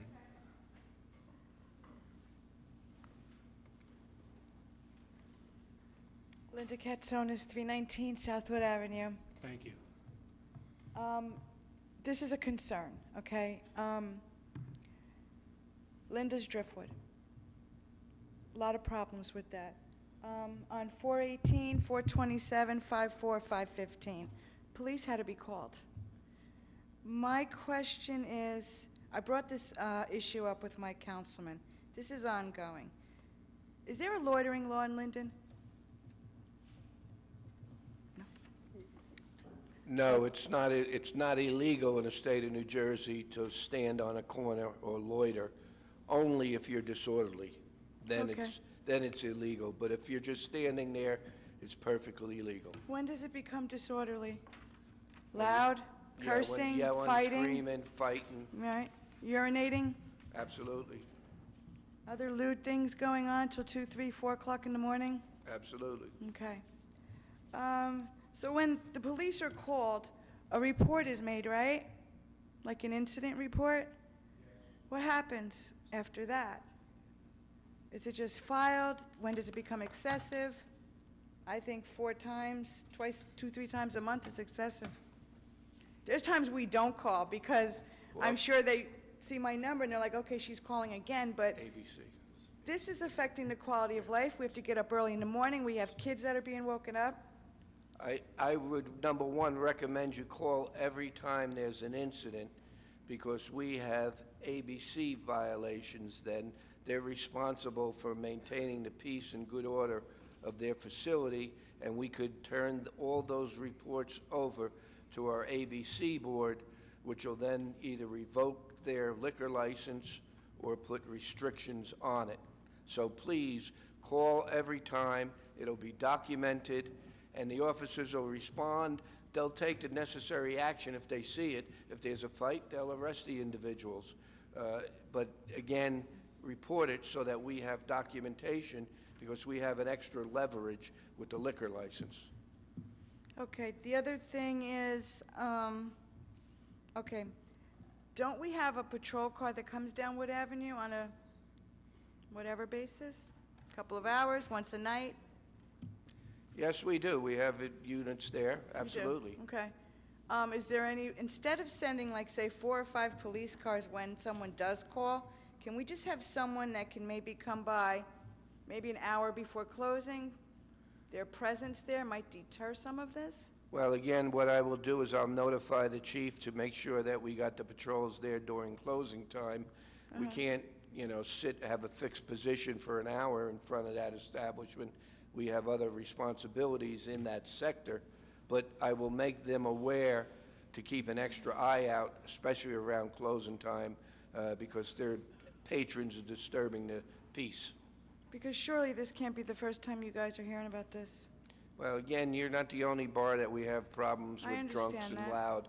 But again, please, call all the time so we could have documentation. See, this bar is open later than others, from what I was told. Oh, we would love to nail them for that. You got to notify us. I'm sorry? You can notify us, please. If there's anybody that knows that for a fact, we will definitely check that out. No, I mean, they're open longer than normal establishments. I think this one's open till 3, when most of them close at 2. Then you get all the riffraff that come in from other cities. Oh, as long as they're legally able Okay, to stay that's open fine. at 3, they could exercise that right. Okay, how about if, okay, so basically, we can't get nobody to come down there for any type of police presence that might deter them? Maybe you don't have to put somebody down there on a fixed basis. How about once a week, but don't announce it? Well, it's announced now. But don't announce it. That way, maybe they won't know what time they're coming or what day they're going to show up. Absolutely. Or how about once a week, maybe on a Friday or Saturday, disperse the crowd. See, they don't go home after they close. This goes on till 4 o'clock in the morning. It's really got to stop because it's affecting our quality of life. Okay? Will do. Mr. The police will be Sadowski knows notified. about it? The sector cars will be aware. Okay. Thank you. Can I answer back a little? Councilman Sadowski, sure. Yeah. I was called to the house a couple of times, and we discussed this. The bar is right across the street. I got there, I was a little early, so I didn't see any people out there. But I asked them really to call me up, and they were, at 2 o'clock or 3, they were kind enough not to do that, to be truthful. I think I did mention it once to an officer, and he said that they would patrol. Now, whether they come down exactly at 3 or, when there's no one there, but I did ask them, give me a call, I'll call them up, but you were kind enough not to call me at 2:30 in the morning. But I know there is a problem, and I'm sure the police are working on it, but I think now, with the mayor behind it, I think you can get something done. At least we can try. Council President? Thank you. Councilman Brown? I 100% understand what you're going through, because I have a bar right down the street from me, same thing, and doing things in front of my house. One of the issues is we have I don't want to say a lot of these bars. I know the 9th Ward Councilman has a problem in his neighborhood, the 5th Ward Council person has a problem in their neighborhood, a lot of us do. And so this budget that was passed is also going to address that. That's why we keep talking about hiring more cops, because as the mayor can attest to, we are short some manpower, and I think, the idea is to get more cops out on the streets, to be more proactive. I know the mayor's been doing some things behind the scenes. The council's committed to get more cops out there so that we can address this issue, because I feel it's happening to all of us in our ward. And so hopefully, with the next round of, I think Academy School is going to be in June, we're really trying to get more cops out there on the streets. So I think that's the best way how we're going to get this addressed. Thank you, Councilman Brown. I'd like to ask Bob Scutro to come up.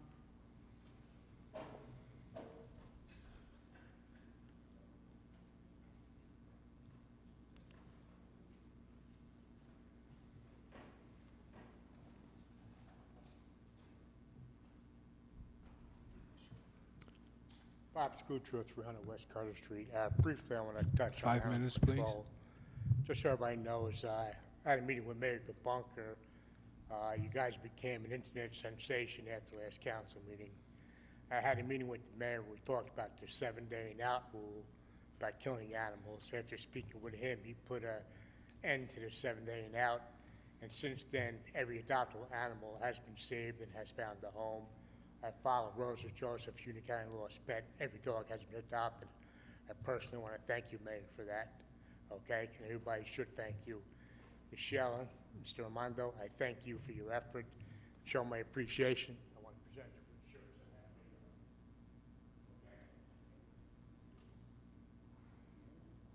she's on the spot one more time about one more issue that has to be addressed before the meeting. State law requires that we have an isolated room for dogs suspected of a disease. We don't have it. Right now, we keep an isolated dog to the right of the shelter, separate from the dogs. I was there the weekend after the council meeting. 3 officers hose the cages down. The water goes from the right to the left, spreads the disease of a dog to all the cages. Okay? Part of what I found this weekend is deadly to all dogs. Okay? Quick fix. Okay? Lorraine's pictures show the dogs bleeding from going their noses through the fencing and other dogs biting them. Why can't we quickly install plexiglass or wood on the fencing? Okay? To prevent the officers from hosing the cages, the thing, let's put cement, end the hosing. You got a 30-foot trailer where one man sits. Let's install separate rooms with cages, put the diseased animals in separated. It's a temp fix, but it works. It prevents the disease from spreading. Take the men 2 days. You need volunteers. I'll get you the volunteers to put it in. You supply the material. It's a quick fix, saves animals. You want, Mr. Medina, congratulations on your son, Daniel, okay? You want to take your chance? You have a diseased dog coming home. My grandson's not coming home until it's fixed down there, okay? Thank you for your time. Thank you very much. Patty Murgo?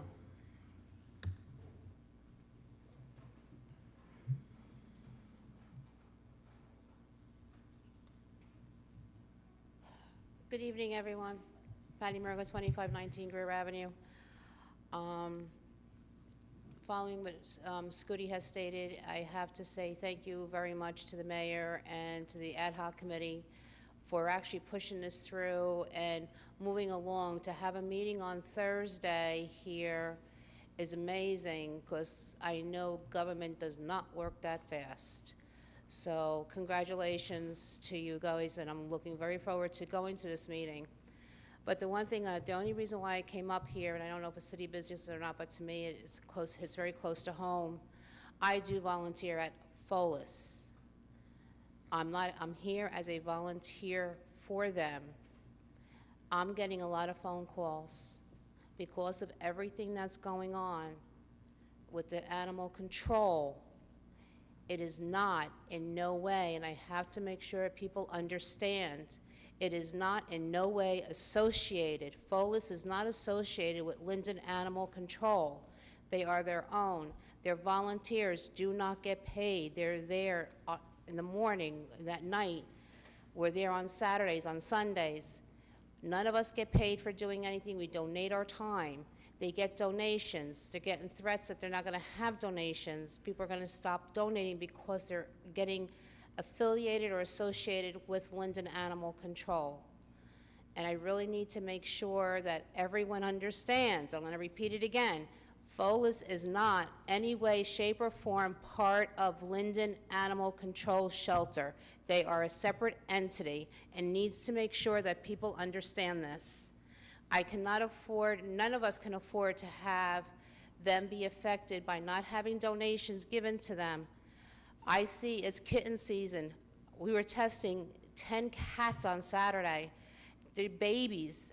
They got to stay there a while. They got to be fed. They got to be nurtured. And our volunteers are like upset about, because they're getting associated with that. And it's got to end. That's all I'm asking. Please, everyone, if you're going to refer to animal control, refer to it as animal control, not shelter, because they're coming down the drain and it's not fair to them. They're busting their butts over there. And I have to thank them all for all their hard work. They've been doing a lot longer than me. I've just started within the past 2 years. Again, no one sent me here. I'm here on my own. So thank you. Thank you very much. John Roman?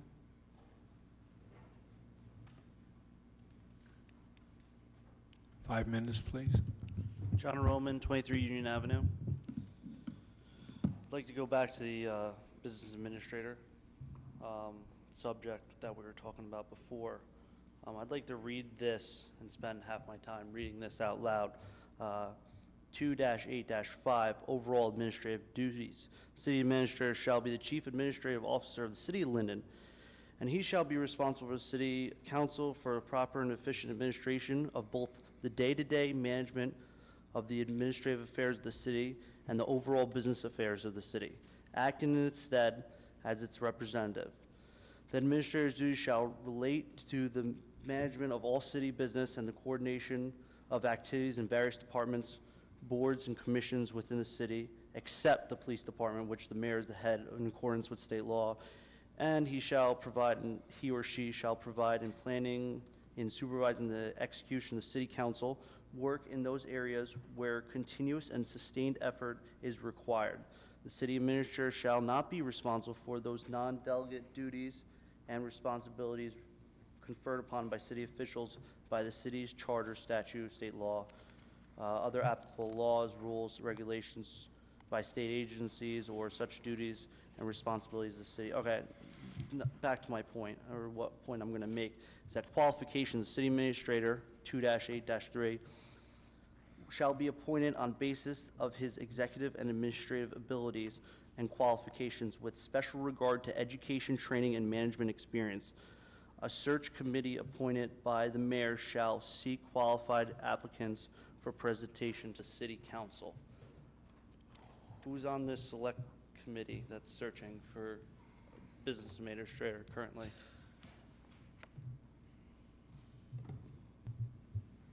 I have a committee that's been meeting regularly, and once we saw the complexity of the situation, I brought on a couple of council persons who initiated the initial study, which took 2 years to decide on a business administrator, and that was Councilwoman Yamakaitis and Councilman Sadowski. Also on the committee, which again, I appoint, but I chose a committee to assist me in this complex task, and that's John Miliano, John Langdon, Council President Moore, and I'm forgetting one person off the top of my head. It's okay. There was no specific requirements for education, but anyone that can make $80,000 to $150,000 a year, I would assume has a master's degree in a business administration. Has what? I'm sorry, John. I assume that if you can make $80,000 to $150,000 at a government job, that you would have a master's in business administration. So I implore my council that you guys, and you, Mr. Mayor, that when you are making the selection, that though there aren't specific guidelines for him to have a master, him or her have a master's in business administration or related field, that they should be if they are going to make that type of money.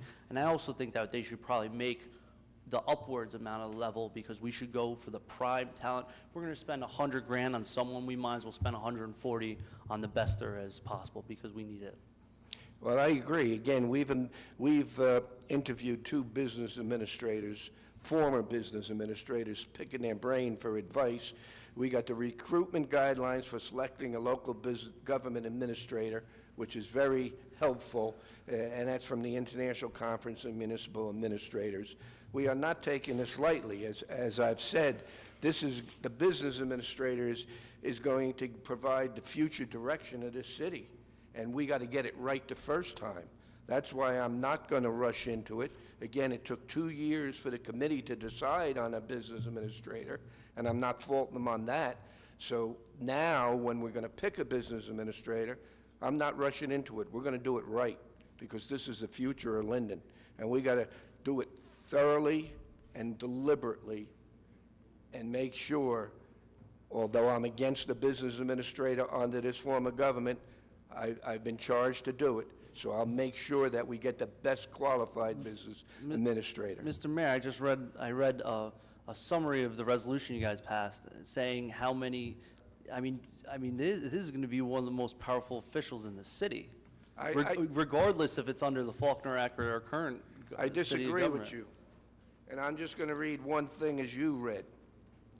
The business administrator act as the liaison for city council members to all departments, boards, commissions, and other individuals or agencies as may be deemed necessary, and this I'm emphasizing, under the direction of the city council, the appropriate city council committee, or the individual city councilman who's representative to such a group or individual.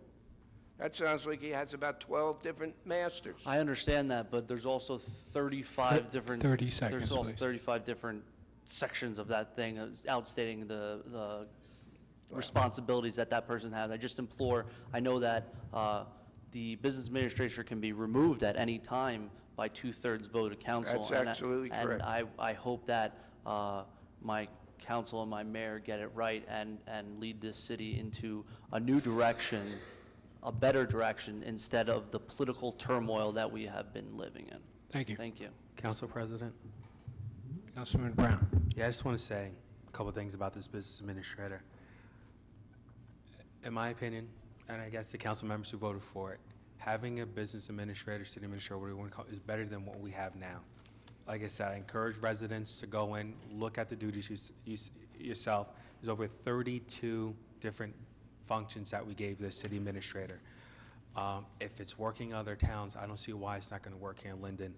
I've talked to council members and colleagues here. Our idea is to empower someone who is educated. I want someone who has an MBA to make those decisions, to act quicker, from everything from personnel to discipline to coming up and helping us develop financial plans or develop a plan in general with the city. This is something that I think is positive, which I hope we get it sooner than later. It's working in other towns. I don't see how it's not going to work here in Linden. So that's all I'm going to say about that. Thank you, Mr. Brown. Council President, let me just conclude with one statement. Mr. Mayor? I just want to let everyone know that I am for a business administrator, but I am not for a business administrator under this form of government. I'm under a business administrator under the Faulkner Act.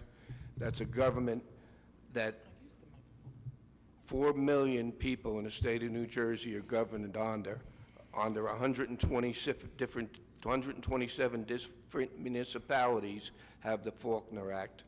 Again, I will do what I'm charged to do for the benefit of the city of Linden, but again, a business administrator under this form of government is going to be just as dysfunctional as this government is now, and it's dysfunctional because of the form of government, not because of the people that participate in it. Thank you, Mr. President. Thank you, Mr. Mayor. Pat Hero? I had a comment, Council President. It's not picking me up. Pat Hero, Wheat Chief Road. Yeah, with regard to the generator, I guess if you feel it's a good idea, maybe we'll spend the money on it if it provides some comfort for those people and hopefully provide some shelter during the next time the city has a disaster. Because often during difficult times like that, it's those who are the poorest that have the least resources that suffer the most during, things like that. And while I was out of power and, didn't really have anything hot to eat, it really didn't bother me because I went next door. My neighbors had a generator, and I saw the devastation. And believe me, having no power for a week, I could have had no power for a month and still not been upset. Because quite frankly, a lot of people had it a heck of a lot worse. So I hope we do make plans, though, for people during problems like that, because not only is there a need for shelter, but often in a disaster and the need to get away, there's a need for transportation. And while some of us take automobiles for granted, many of us don't have cars. And so we should consider those people too in terms of disaster planning, and that's very important. Now, my next thing is, when we're talking about budgeting, I think some of us look at budgeting one way. If we're making a certain amount of income, we don't have to worry about spending an extra $2 because that's just chump change to us. But Linden has a median household income of $55,859, and I use household rather than family because household includes just one person.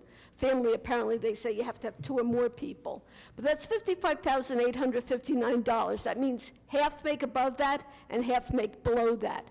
Now, I was told that property taxes should only account for 10% of your income. Yeah, we can go ahead and laugh at that because we all know that a lot of us are paying a lot more than that. And a lot of us are having a lot harder time in paying our property taxes. And people shouldn't make fun of us for those of us who can't pay their property taxes. Ironically enough, I was listening to 60 Minutes a week ago, and the guy said, he's talking about a loan interest payment, and it was 18%. He goes, 18%? That's like the mafia. Respectable 60 Minutes correspondent. It's like the mafia, 18%. Well, you know what? If you can't pay your property taxes, it's 8% below $1,000 and 18% above. As I said before, we should try to do something about it because those who can afford it the least are paying the most, and believe me, it adds up very, very fast. And all you have to do is have a medical expenses and then your property taxes. It's very stressful. You have income loss, property tax problems. You know what? We should care about the people in our community who can afford it the least. That's what I'm here for. I'm here for the people who don't have cable TV. I'm here for the people who come up to me and they say they can't afford to pay for medication that they need. That's who I'm here for, the ones who can't afford to heat or eat. Thank you for your time. That's who I'm here for, and that's who you should be here for too. Thank you. Thank you very much. William Jail?